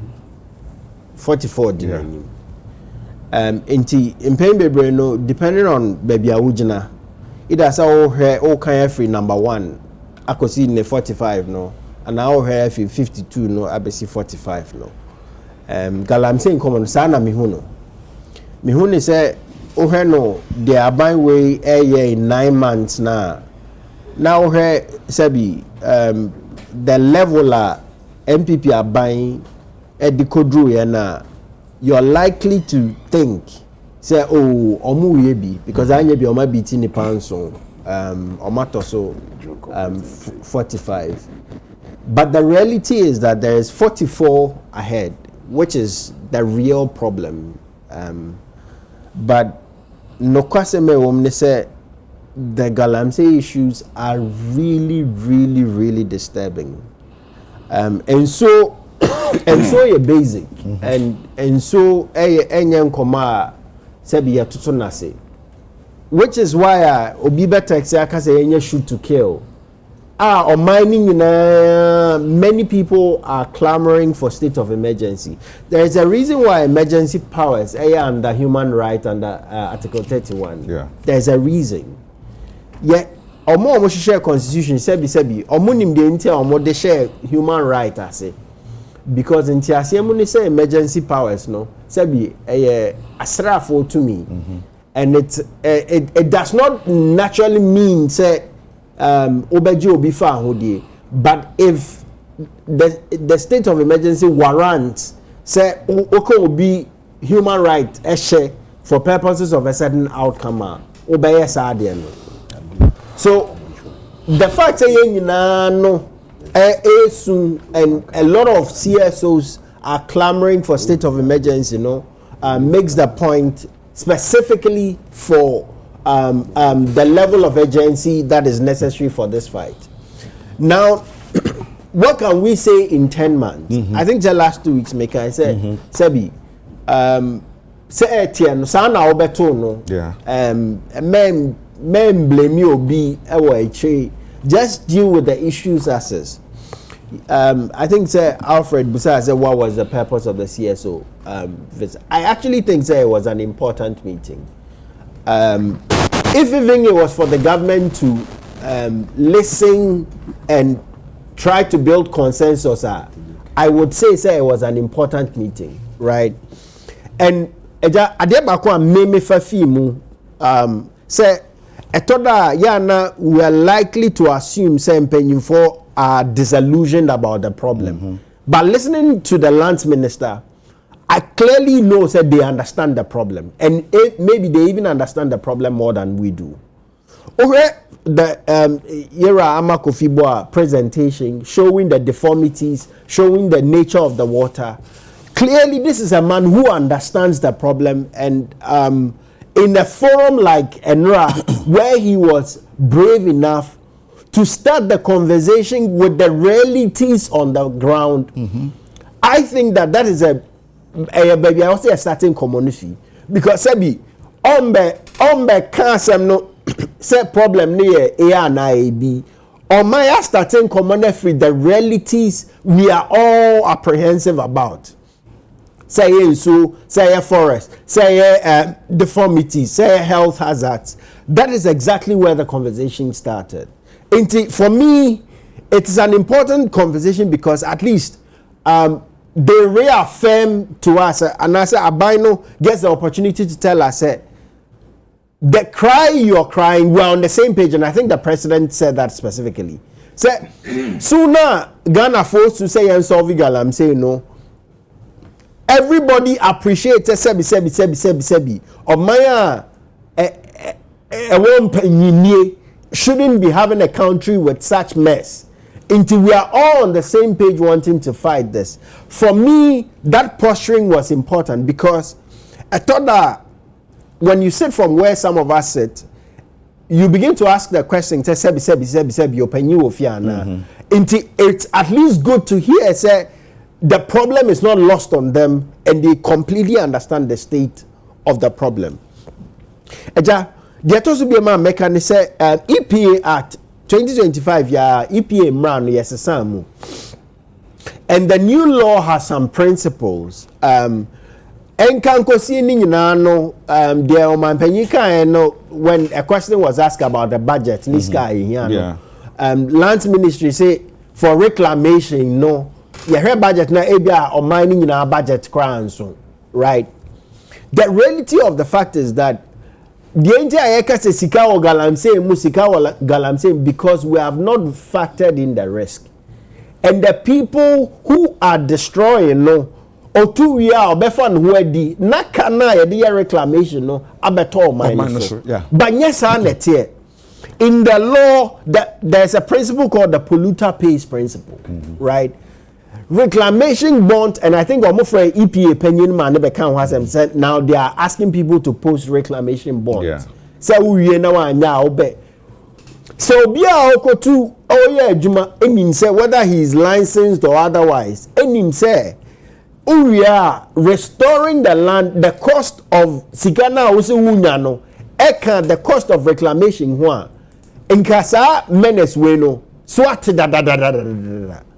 Because Minister Nika said reclaiming one football field, millions of cedis. Yeah. So Obia O2 Galam say whether small scale mining license or any say, oh yeah, ya beshano amana reclaiming. Not the cost. And I make a say almost say they are posting bond. In Tobacco Bank, no mama guarantee. Say we are over reclaiming one reclaiming bank no debate as no. What so almost me yeah no kwano mu ye ni yeah. At least some of the problems would have reduced. Some, not all of them. Sure. The mechanism said the polluter pays principle no ayembra. Sebi. Obia yabo ni din bia whoever have the licenses, the concessions. If it is licensed that because the reality is that many people are using prospecting license and many people are using licenses and running wild with the licenses they have. Into the question they say those concessionaires, no, if a man is in the polluter pays, all those people can be forced to pay for the cost of reclamation. Into national budget, and sebi. Say Yesusu say chairman won't to me ayabone. Na say Yesusu say concession be it's in his name or some distraction is his name. Sebi na japadi could be used to pay for the loss. Yes. And if we were enforcing these things, let's say some politician be susu say, and Debbie Ameka say yes, young person say because say if each other is holding each other accountable, not say impo. If even this government was minded to say the people in the other government who were part of this problem, they would enforce affirmation, they would enforce reclamation on their wealth. Nase almost obey money no almost unkoso. So ochina yes if even is for the political reason say if each other will hold each other accountable and come bekoso. But the problem is yenya to abana na two meaning na bedi sabakuma.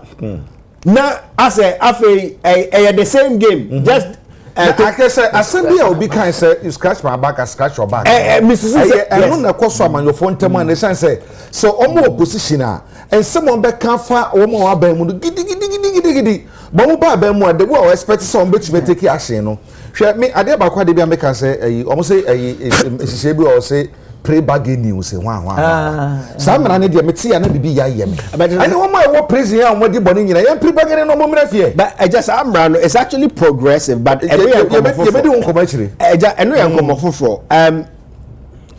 before I digress on plea bargain, I think there's a lot of misconceptions around. Okay, but later. I mean, as a lawyer, I think it's progressive. Okay. I said that it can be abused. Okay. And but that is a different conversation. Eja, nyama kakra bi amatwa wa ha.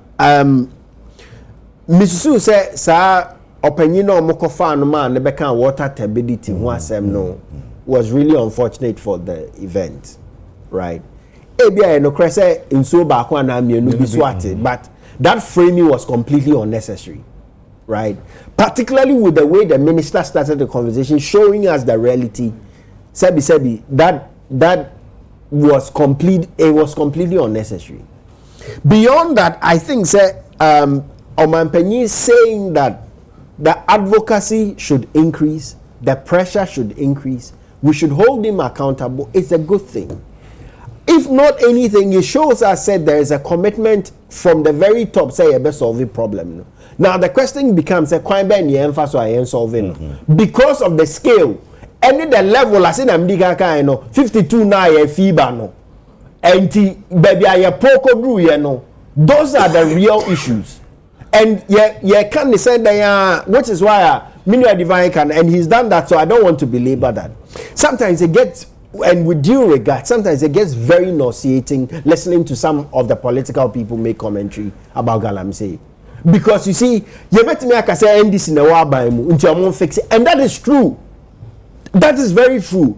But who now cause a problem? Sa anomako kone wako nu so for baby. No abejina e bisa say why na hu nu so no. Sebi yenya oden. Right? And so for me, yes, and all of us should charge NDC to solve this problem without equivocation, without making excuses for them, without saying you should solve the problem. That is true. But that does not take away the other truth. Say MPP is a big part of where we got to. Yes, in the first term, Oman Penyini was bold enough to make the claim that Odinakonya Betuso, there was perhaps some of the boldest move in the first term. But the 2020 election, and the claim was that they are losing elections in those enclaves. And he said, "Yeah, Besha, and she yenting as a SSR, and Crano, Eddie Samone, headmaster Akase, more enjoy my idea who basically nine. And then it got complete. By the time we were going for election, this water problem, this stability issues did not start now. Ghana Water started, the last bout to election was started by Ghana Water. Mitie Yera Adam, the current leader of Ghana Water, in the Obi journalist Bibusan say expected by 2030, be important. So then also he could not say categorically say the data is wrong. The kind say with some of the efforts I and you better I know, but say answer I know there baby I can be drew. So everybody in Ghana from the very top to the very down, Obianim say this Galamsey issue enya there. Yabema politicians aso na fafa na yadane no MPP ni NDC asem. These are issues we should solve, in my humble view. With one, law enforcement should be clear. All the call for state of emergency is agency of enforcement. Whether NIMOS or whatever the architecture is, for me, it's not the point. The point is Sebi. Semi boom raso. Nasa minim se menya me ho dia. Me ye ya mefa me ho di. It was important to hear. Say Attorney General say they are bringing tribunal system, and the laws will go under a certificate of emergency, and all these issues will go to a tribunal, and within 6 months there will be some results. It can have some ramification on the human rights side, but Yen said the urgency of the issues and the issues we are dealing with, and the clamoring for state of emergency means yen solving anymore. Okay. Let me profess the solutions and now. It's enforcement. Enforcement through the coercive powers of state, military, the police, all those architecture, but also the judiciary, which is where this new tribunal system comes in. Comprehensive policy. Policy no one ubetimi asoso na afa but uye wa ha na wa ndwen ho ansia untimi solve problem ni nyina. And I think that in the dialogue, no, one problem I think that the government is very minded to own solve Galamsey no by creating another problem here. Say Ekamia say gold mine no enyina akodi multinationals so it's big corporate. And Ghana for no, Kamia is saying no, because of the heavy capital nature of mining, no, by the time we finish fighting this, na sikako ko ni nyina ko di sebi afofo, and that is also a problem. But you see, the way they are solving it is also not the solution. The fact that I was saying I can become independent in mining and have does not mean say biara na the same 2 minutes. We need to enforce standards, which comes back to EPA for me rather than even the government. EPA will to me say obe making sure say anybody from all the license people that have been given license to make sure say their activities are monitored, reported and clearly enforced by the EPA and the environmental protection laws. The Tato America Eja, I think that Domahine when he was called to the Court of Appeal made a statement. I agree with him. Said Sebi, and I think Divine has said it. As a Sibia Wura, yeah. Sebi untimi nko baby en kotra obi asase so ababra crow more hene ana, and if we can get alignment with chiefs, with societal leaders, by knowing say yenyina no won unya scanning na onana ana wan kasa no in 5 years no makase ebia obenya ska wo de be kran so a wo de benumo naja nso a wo de be dware eno ye kra ye be kra wo hefa nso a ye de be ye aduane ye be kra ye be kra free he.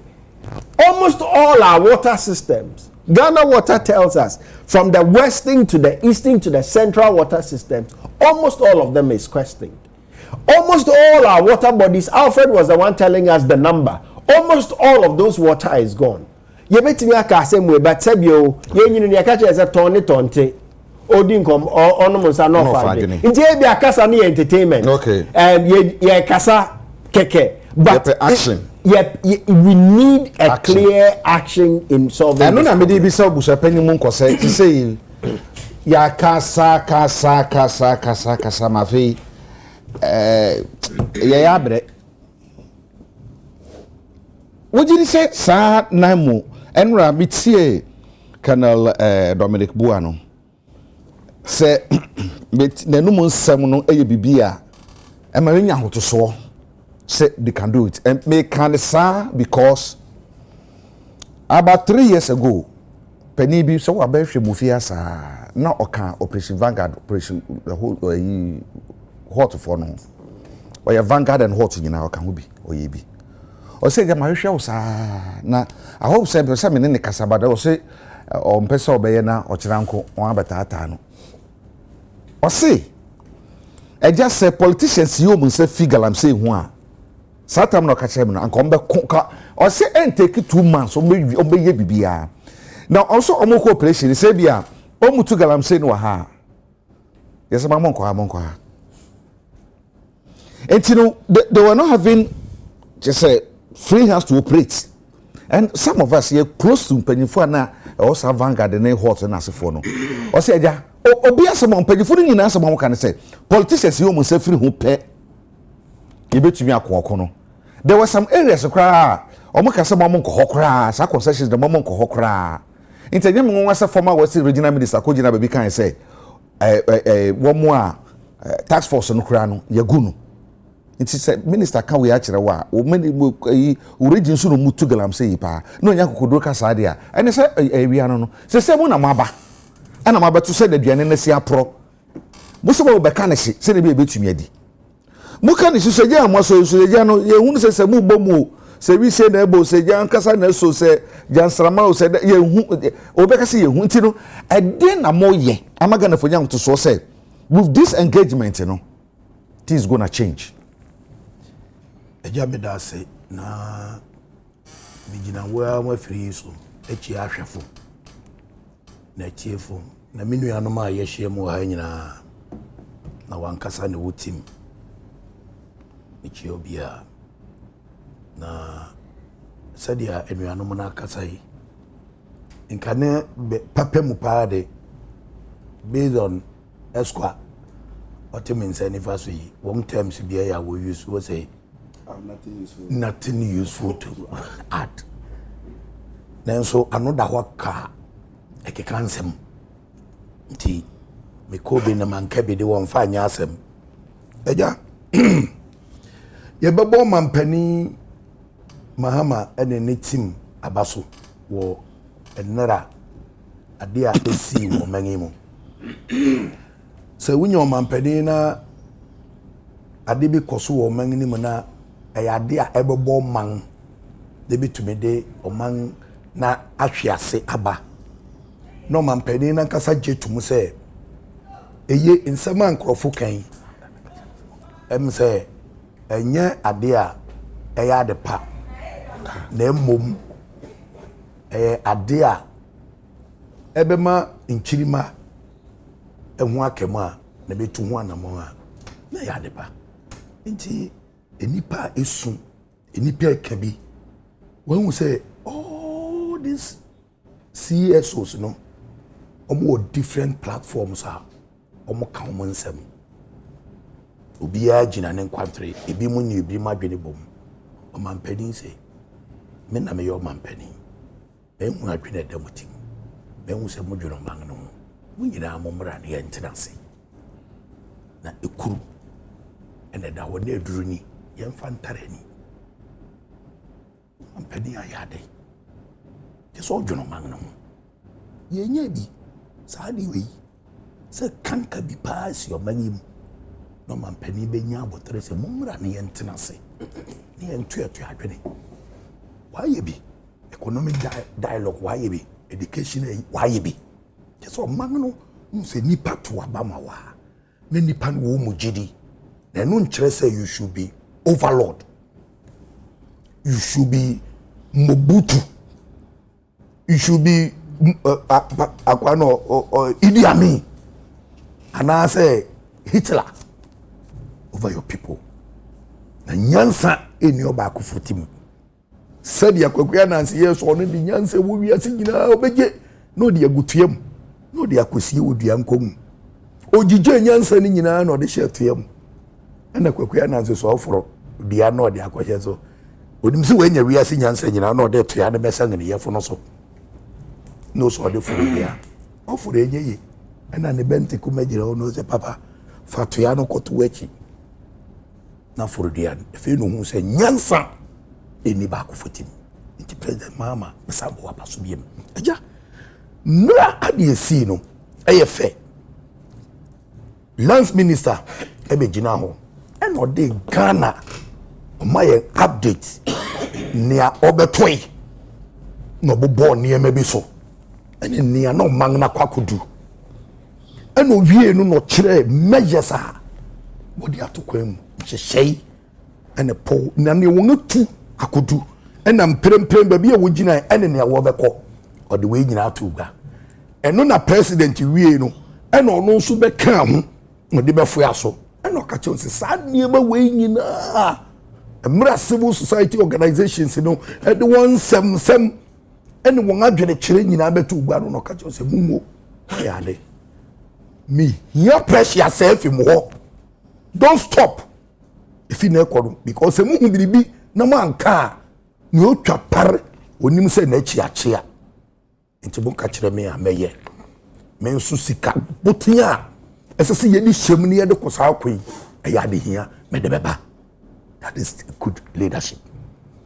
Na wo wie no ne minister de turugwadi nyina na obo po no ekoko si say oman no na tebia ye wo mu galamsey ana mining issue illegal mining issues no eye hu na mum wanka say eye kwasi asemesi no ye ana kwadwa asemesi no ye wan korofe say Professor Frimpong Boateng aye report na wabobo presidency nipa woye bi wanka se gabi ochere da akoye ne law firm ena ne defending minors a watchere won outumi frɛ wo telephone so wanka se secretary order inter ministerial committee mining committee ano akoje ademode wanka na momobo no po ka kire se ade ne ye kanka ba ye be ye hu adwuma se na minu afred ba na otu me nso bunu egu kwam no bunu egu kwam bunu egu kwam se minu ye wa hwe ne ye obehwetiri o because ne aba no within 8 years and 7 for 7 fedodo and any 8 years ye be wesen ni nyina ebe 8 years obi obeji hu achi yetie ye wo local government minister bi oh Nana Akufo-Addo ankasa appointed no friend Agya Halima yeah aye 2018 MPP for betena abem 2017 meboa yeah and was stopping mining whether legal or whatever stopping 1.5 year. You Google it, you will see. 1.5 year, obi anko murem, obi anko ponum. Agya Halima within that time on about out to be catch the Ghana for say. MMDC Fubi, district chief executives for ni ade wa. Wo ye galam say na wonga stop obebo wending through of force. Obi a was stop so obi anko murem nkotu from a good day. Wonga one license, legitimate license kwa stop wo. It was that time. And the government officials took advantage and we see them. So say yeah. So they are a law kind of. A teacher funi say munyai or so food tifo munyai gwamambo fed the other day said the iron se munyai ya dia humbejem when do what hujem eja MPB wo friend no ayi we free yeah na boa afokore efiase MP ono no ye parliamentary head committee chairman okojina simpiesu no ka kire say illegal mining no wonyai ne enyai chena. He made that statement to Ghana. Also one MPP for a bank now Alhaji His Excellency Alhaji Dr. Bawumia Etwo ujina campaign platform so no de na ye gu ni ko no ka kire won also won naija e wo manyem abanwe enye sa na president e kan sembi o say ono ana na busiafo any political or personal interest e wo illegal or whatever mining mu into oba be fight obekun na so far sika wodi asemu no e kire say we ready. Previous administration ni 10 million Ghana cedis in quantities kano 100 trillion and what is shame in prempren us ye the 50 million Ghana cedis and ye dia shame 500 trillion and ye de beku we kire say ade we yanhwe ne yentuase a o man ni sika na ankro taxes a ogige no wahun baby a wingu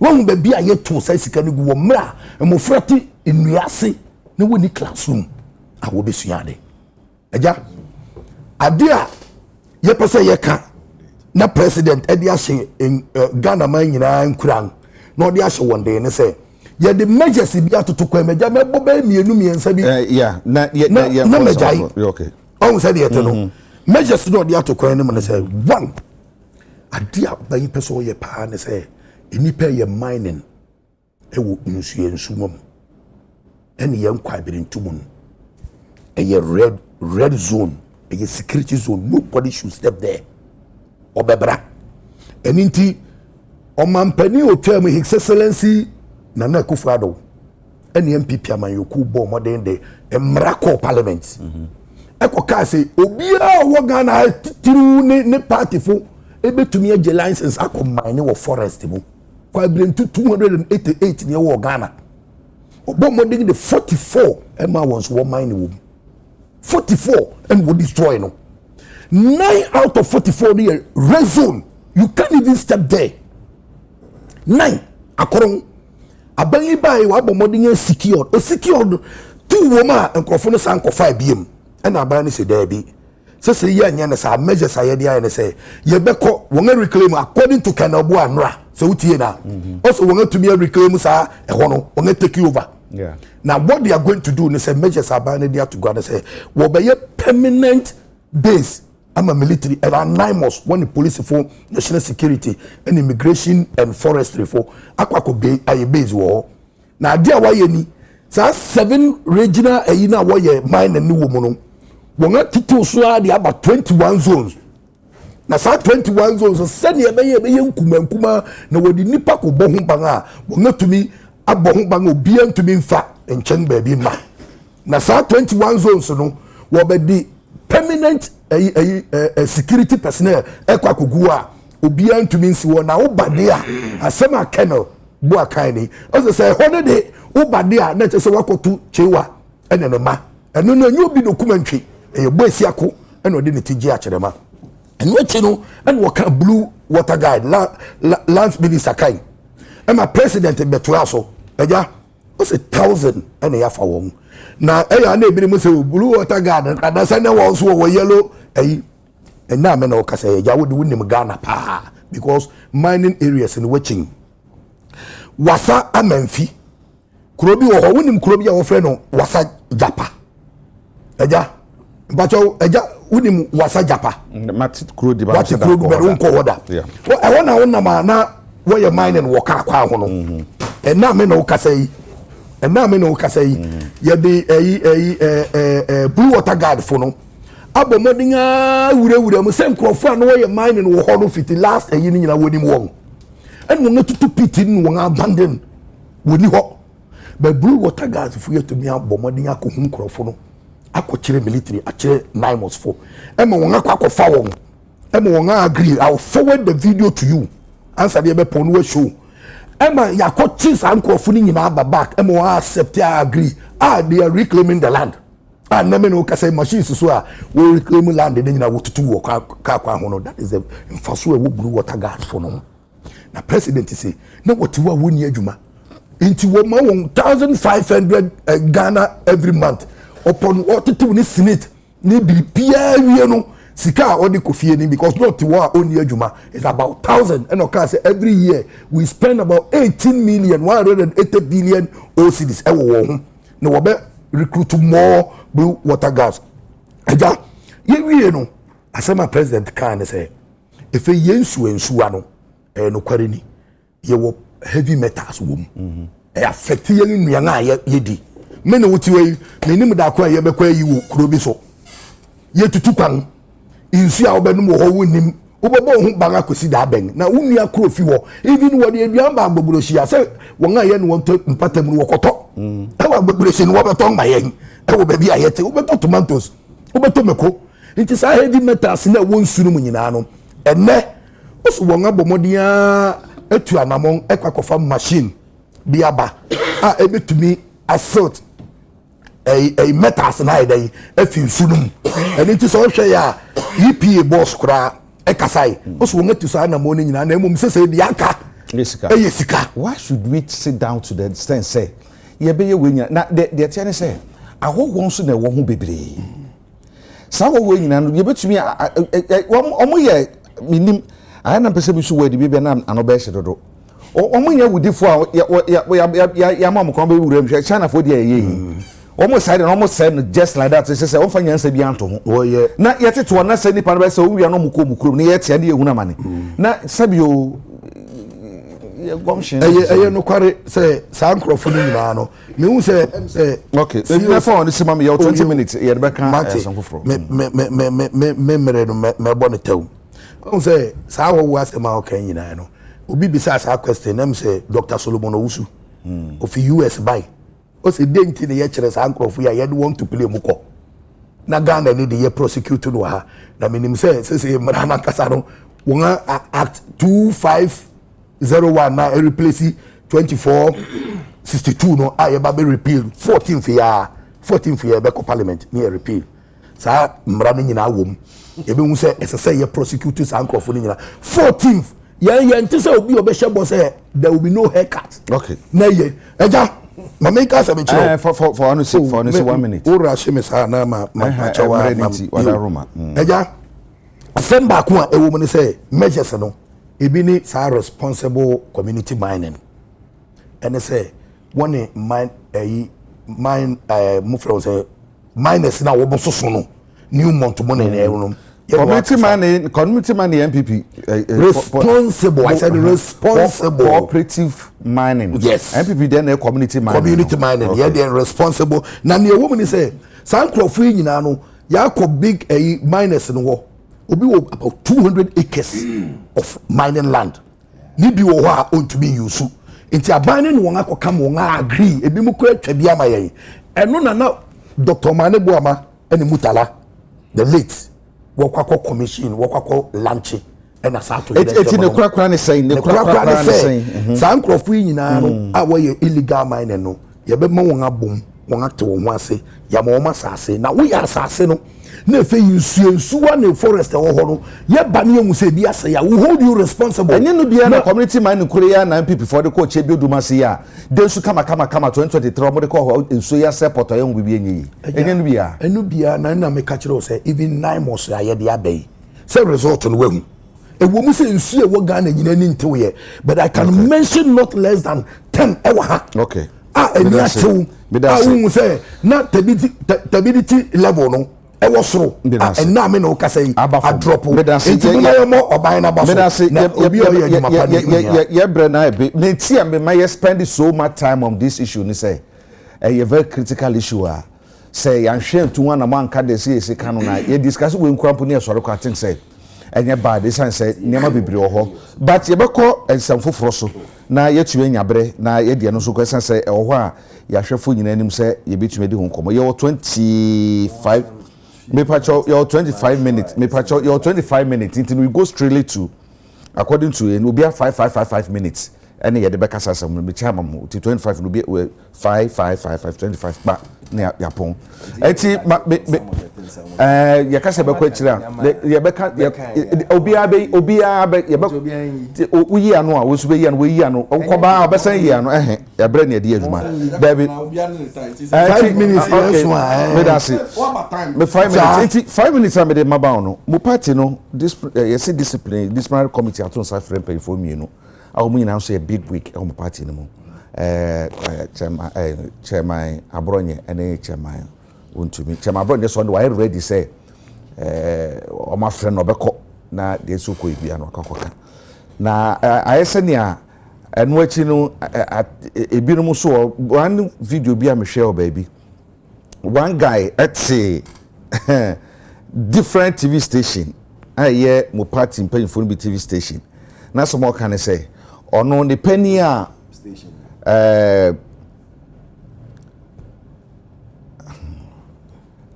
want to meet station okay also ono the penny odi na nimu no yen pa ni tirim yen wa ni tirim pa ni tirim ema tiri ya wa mu de na say obviously gomshen no problem kakra ba ho ntondo di penny ni tiri yen pa ye ene yi ando bi so akokotena a sister station eno no so say ene de se yen pai ne boss tiri hu na so no so na echi yen pai ni tiri hu na momu no ni tiri na ya pai ni nyina echi krampo no ono so the person is not fighting autism me the way bemu said e be ya e betume hu ne say NPP as a political party and na yenim said the party ni sitie and penifo a so no omodi nkomopo a otum say level of communication is so high na fefe abedu say enye policy a me de beba enye policy we de beba na mu no eye personal attack to flag bearers no enye impact bi wo brama yi onipa na wie sense the moka form we na all other opposition parties so be use e against him 5 minutes. Thank you. I started 10:38. Yeah. Mr. The aye ya waka cameo waiting me then you penifo na free and they are going to deal with it. The major party penifo no to deal with it. Coming to the Galamsey started 2017. Galamsey in 2016, Okaya, the Minister of Environment at that time, the actual 15 September 2016, ewo modern Ghana Okan say Omako Galamsey who say sample omabre. Intiminia no more Galamsey asema momo yet to say my Galamsey started under President Akufo-Addo. Omabre so much new strategy now. It was so bad. They said you have to even find a new strategy to fight the Galamsey. Omabre. So they are going to find a new strategy. Make about 2051 excavators. What tia sama meka here. Meka say nanado buy and who say he banned Galamsey altogether and said that anybody who is doing small scale mining should register. And that was when people were registered. So that omo aya register omo no will protect others from coming in. That is how you give the community, the chance to protect themselves. If you say sorry, can I register? All those times I know more galamsey they were not registered. And I know more galamsey no, and they could not fight them because they did not know. Say when are you? But when they registered them, they were able to control them. And those who have been registered and have formed a union now started fighting people from coming in. And that is why it started exposing others from going into galamsey. It's a Mr. Omo Kanyama, Omo Bisa first. O can say, it'll be to me by galamsey once. As a Ghanaian, whether my government buy or end galamsey and now one end galamsey doesn't mean I don't have the right to talk about it. I have every right as a Ghanaian and as a citizen of this country and as someone who pays taxes to talk about galamsey. Nobody has any moral right to come and say, I won't you any moral right to talk about galamsey. Excuse me. Excuse me. And that is why in 2020, Omoko Forest, no Omoko Kan, say, Nkrofonko back, Omoko galamsey near the end. People were not happy. Where were they when those people went to the forest? We know them. What did they say? They are going to release everybody who has been now we are not better station. Now I can say, who need right say Obeka galamsey no answer because when people talk like that, I get angry because they are being hypocritical. They should be able to talk about all those ills that has caused us today in what we are doing. And when you finish, you come and say, yes, I mean, we left everything. Nanga Ope say, yes, when we were expecting you all to come out and talk, what did you do? Now, this you say, and this is the first meeting, Fred galamsey, CSOs, chiefs, that's not the first time I hear Abujinapo, okay. Or the conference center, Fred chiefs thing in Anna can say, the land belongs to you. Obi beye galamsey wo land so you should be able to fight it and resist it. The youth in the area, from say, do not allow people to come and do galamsey.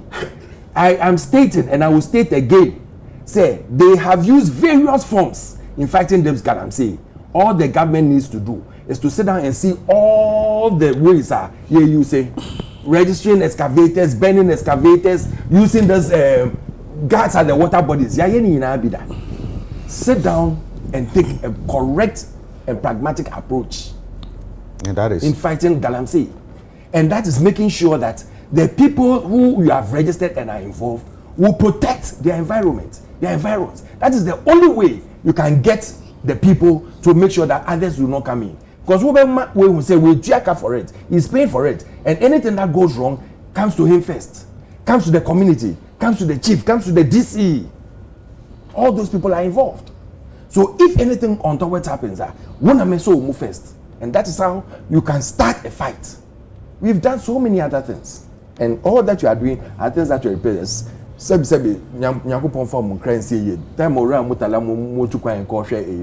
thing they were going to inaugurate were the same things that you have already done. They just changed the name, change of name, and salvation. We all are in Ghana. We all want to see the right thing being done, and we are all involved to make sure that the right thing is done. Whether you are MPP, NDC, QPP, PPP, any party, I don't care. Let us do the right thing. If it's my government in power, you know me, I will criticize it if they are not doing the right thing. Okay. I speak my mind. But that's it. Also, on can be and form a party in some no. My candidate, I can't just say in for no. Also, on can was na party penny for no AD home and come. But what me fear, no matter how for maybe run fin, I say. But to she, no matter Busha Penny ho. Busha Penny would say. The omo ka de form ho we de okan leaders no and na omo e chire no susu omo ta obachi no we kan de no we kan de no we kan de na ensam na omo ka no e bia no hye ye pese e be yi TV no so bi atie bi ana ahwe bi mpo otum se the wo omo sopa wo omo padinfo no ano de yi papa wo a wo ye wo aban mu wo di to bi fi omo nchen omo sopa so nsa be gi to mi no pede ekoso no giri se eboa ma yeka mam cabinet ni agina yie e wo kwan bi so anasa bo de ka mon kwan ka mon koso nya ni se ya se ne be boa na mo so beti nya bibia agina so de akase de ti omo ochine bi 5 minutes eya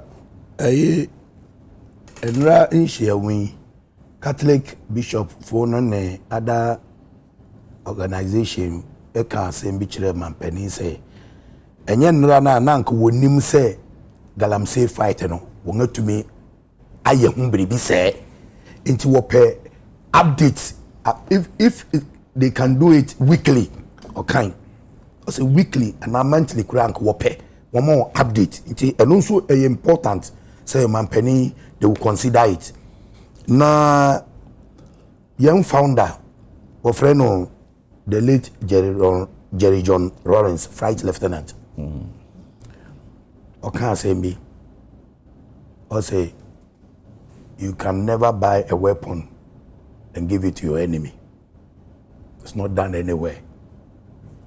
Now being Kasi Pudu Enshi. Now a fool shall never show by the fool. Ye bedi. You do a fool na me ye juma no ma bra be to be na me de aka me kwedi ye kukurumponi na ye beso ya won to aba ne yo MPP ma aka na me sense mo biem say any political party and what how to say they have knowledgeable people Odo Isaacs wo JH Benson wo Christian Chacha wo whatever me Peter Alajete the late. President Kufuor is alive. Party nobody so 8 years in the MPP party in the Now uko ngure mukochere jata. Now be fie. Now be yengen. Now manu mojanam. Umanu mojanam wo kejim. Umanu mojanam. Da wini wona okombede na obenya kwanga pie obekere wo mare sebe mpai no fusi obi a otai jawo ne nan ana oyi mframa bone wo nwure mun sa nipa na obefi obeye sa adwuma wo yesa ne ma nyina yetuomfo mo hefo Ghana mpanyinfo petu mpanyinfo mimiti yi aja menya wo panyini bia wo radio so da Mr. T communication 2000 nim ye co-position bisi sabri menum tuo payini bi wa radio so da kama ye politicians dey area she yan dag ma say dey ya wuka she wudam nipa ye kan wo yan dag na bonten ni na papa boronye ana branti aboronye eyem penimfu bi wo Ghana to be hwem mahama enim ehwe IGP enim no waka kire unso IGP 777 into binka MPP ni bie ni party ni motumi sorry no won no ka chezi jai e bia wo tra no e ya tra boni obi eni ho chairman anye vice anye secretary anye organizer anye what rather now wo koso no mu no eno no wo march ko actually was a year with demonstration. So, Okweku. Was it Missumanga in the many? So we fed the woman. Was it Yafon Bonnie? In Massa. Now, we are Simono. Political parties say we are seeing Nano. Who could come to the Bianca 2-2, third force on the year, the Maku. It's in Kobia percent can ye can hono, or no. A competition yenya tamfo ye nuanum yenga ye wa nyina ye wi a ye san cheche ye ho ye bonkomo ye hia baabi edidi ye ne bire mu bonkomo etukwan bom eja nanka den na ye fese ebusuan ba ko mu betumi na esane se anamon a wo fi ase na wo ngantu wo hofo na wo hye nkrofo kutupa utumi yawo yawo ma so ne ba asem we wakan wokurom se mahama wo ne ba bia on ne ba na twempera o kasa se mu yi no ne na fa yefono e ma wo mo fure di achi ye bi wo mpenfo mmie di ye bi wo kire wo nso a wo nga na ko hye wo kutupa alaji ba wo mie tumi ko ye obi atu e wo ho ena se wo okay mewie se wo nga wo so wo be se wo ku na ye ndi ye pe wo mu no divine deɛ kwe mu so tiakyire di debi anum ka sɛ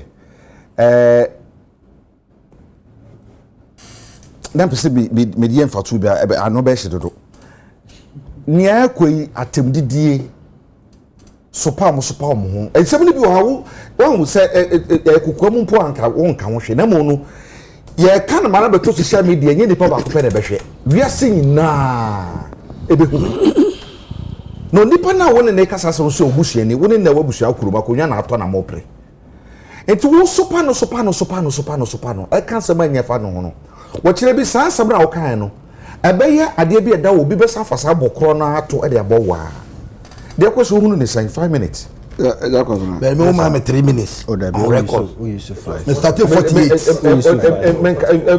Divine 5 minutes in Kasa. We used to 5. Yes, sir. MPP assembly they me body tell, but before that when you penny Alfred in seminar no come. You see, or say Nebufu when you can say obuni moral high grounds and I say right someone some comment TV and for me, make I say, or no any right, but it made me bufu more when we also hear them, because it's just so recent. It's so fresh in our minds how they were. But you see, and now I'm paying for the catch. They say, mine, you know, galamsey, Accra. The open demonstration, Brabuchi, now buy a bevemo, and you're a member of parliament, the Casa Assembly. And ye omwa akonta mining last minister issue statement aka say license na or dey operate to honom no prospecting ye man license operate to the sense we breaching territory dey amano e mo san so kra rent on any space no e dem other places on record it when mo kasa asem we nyina na just yes endra the table na ten you want to remind them say mo ye saints it you know mo right some be kan dia. Then we hear person who say, "Hey, bufu cheomo."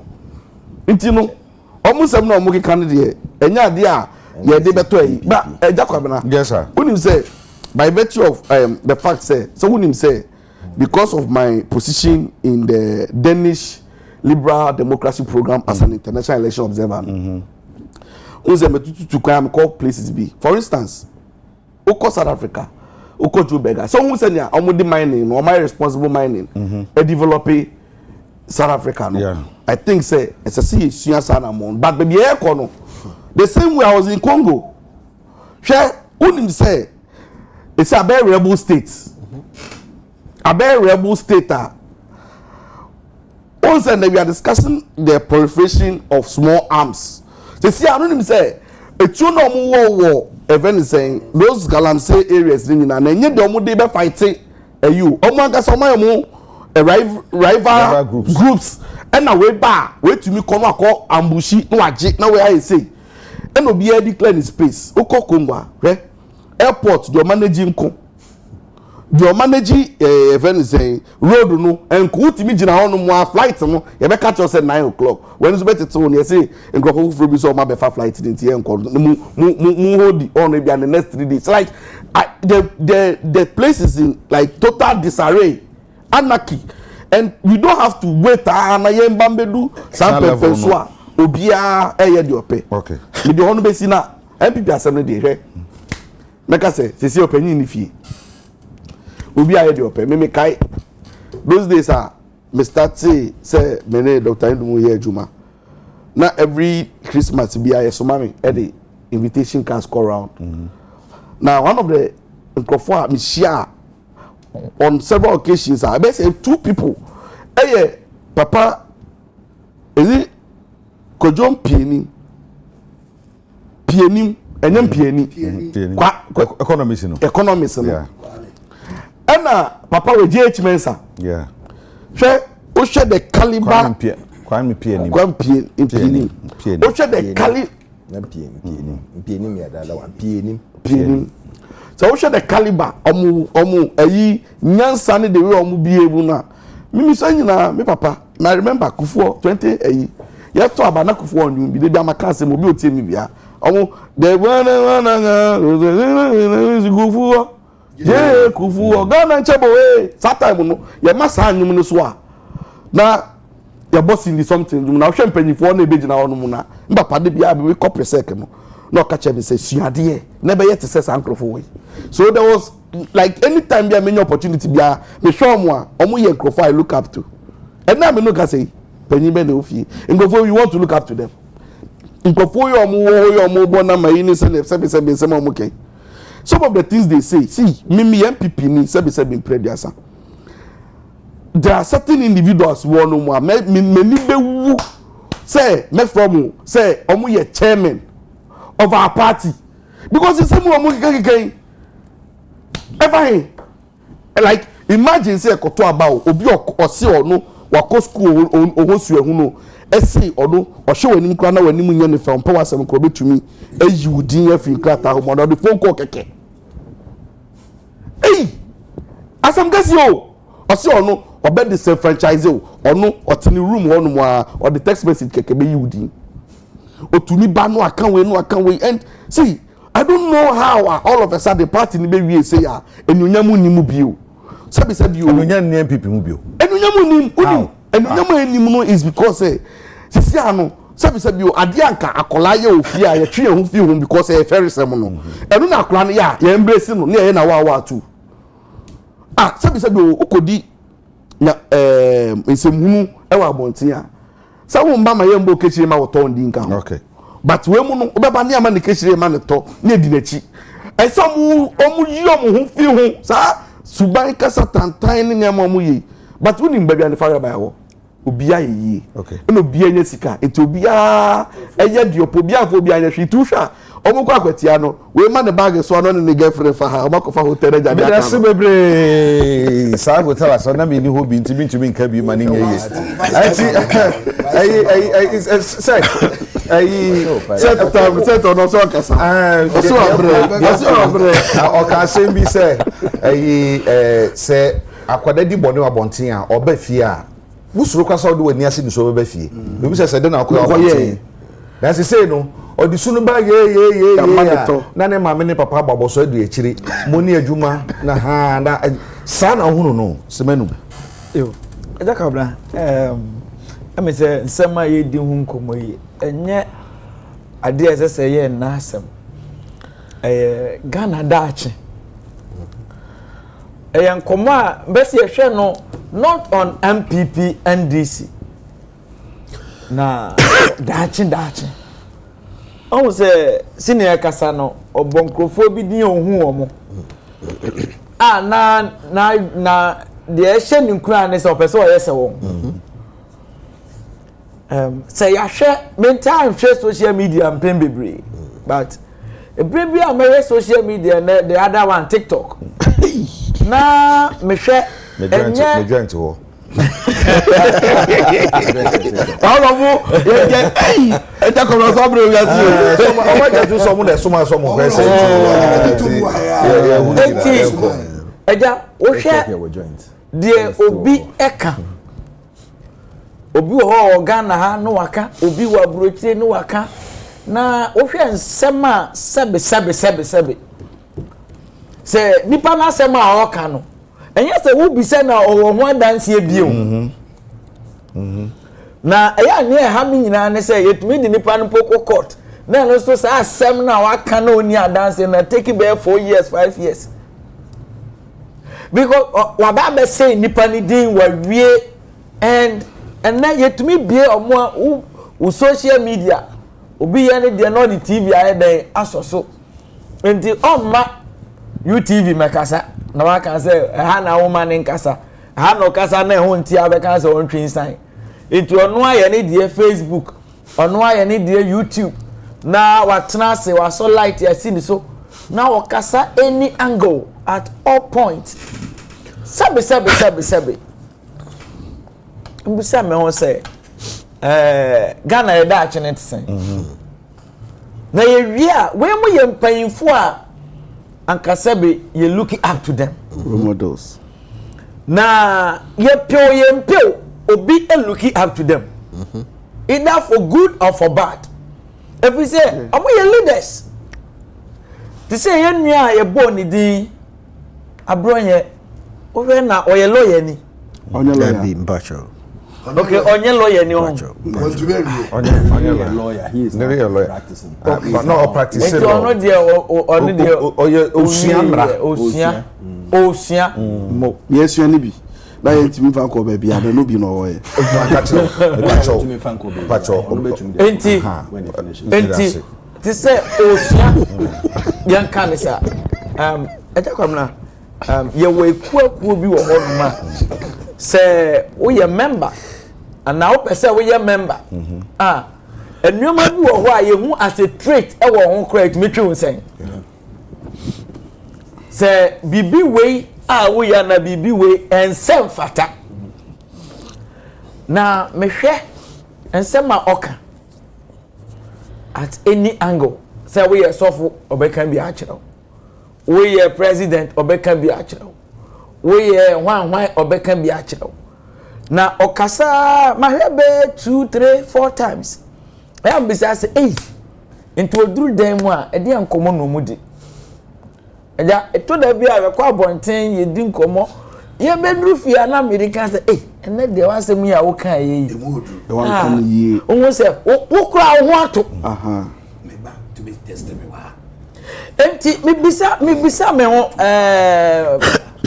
ye nua ba we die wadaroma fi se wo pia bonten a ohun ye bere mu se anibu yedu okasa enye no na efe ni kukuduro no dabida ubetimi ayade a ese eye kama because nipa na ekoto abama ma wo ye regional chairman omo to abama em se wo mo nsa sifom se wo hwe ni ya en afofo e ka ho a ya pro omo ene nsem bi wo ho a asem bi wo ho a ye ka wo dam ye nka wa bonten ebi se wo ko dam di Agya enumpo no empanfo ase edan wa so na ugina bonten ka and some ketenkete na ye keka no Agya Kwabena eno ena tumi de ntokwa ba o won se enne no eye MPP asem yenim se de ntokwa ehya ase efi so obi nso bi befu obi nso okay waka we ye be you obi idinate ebi po na ye by mistake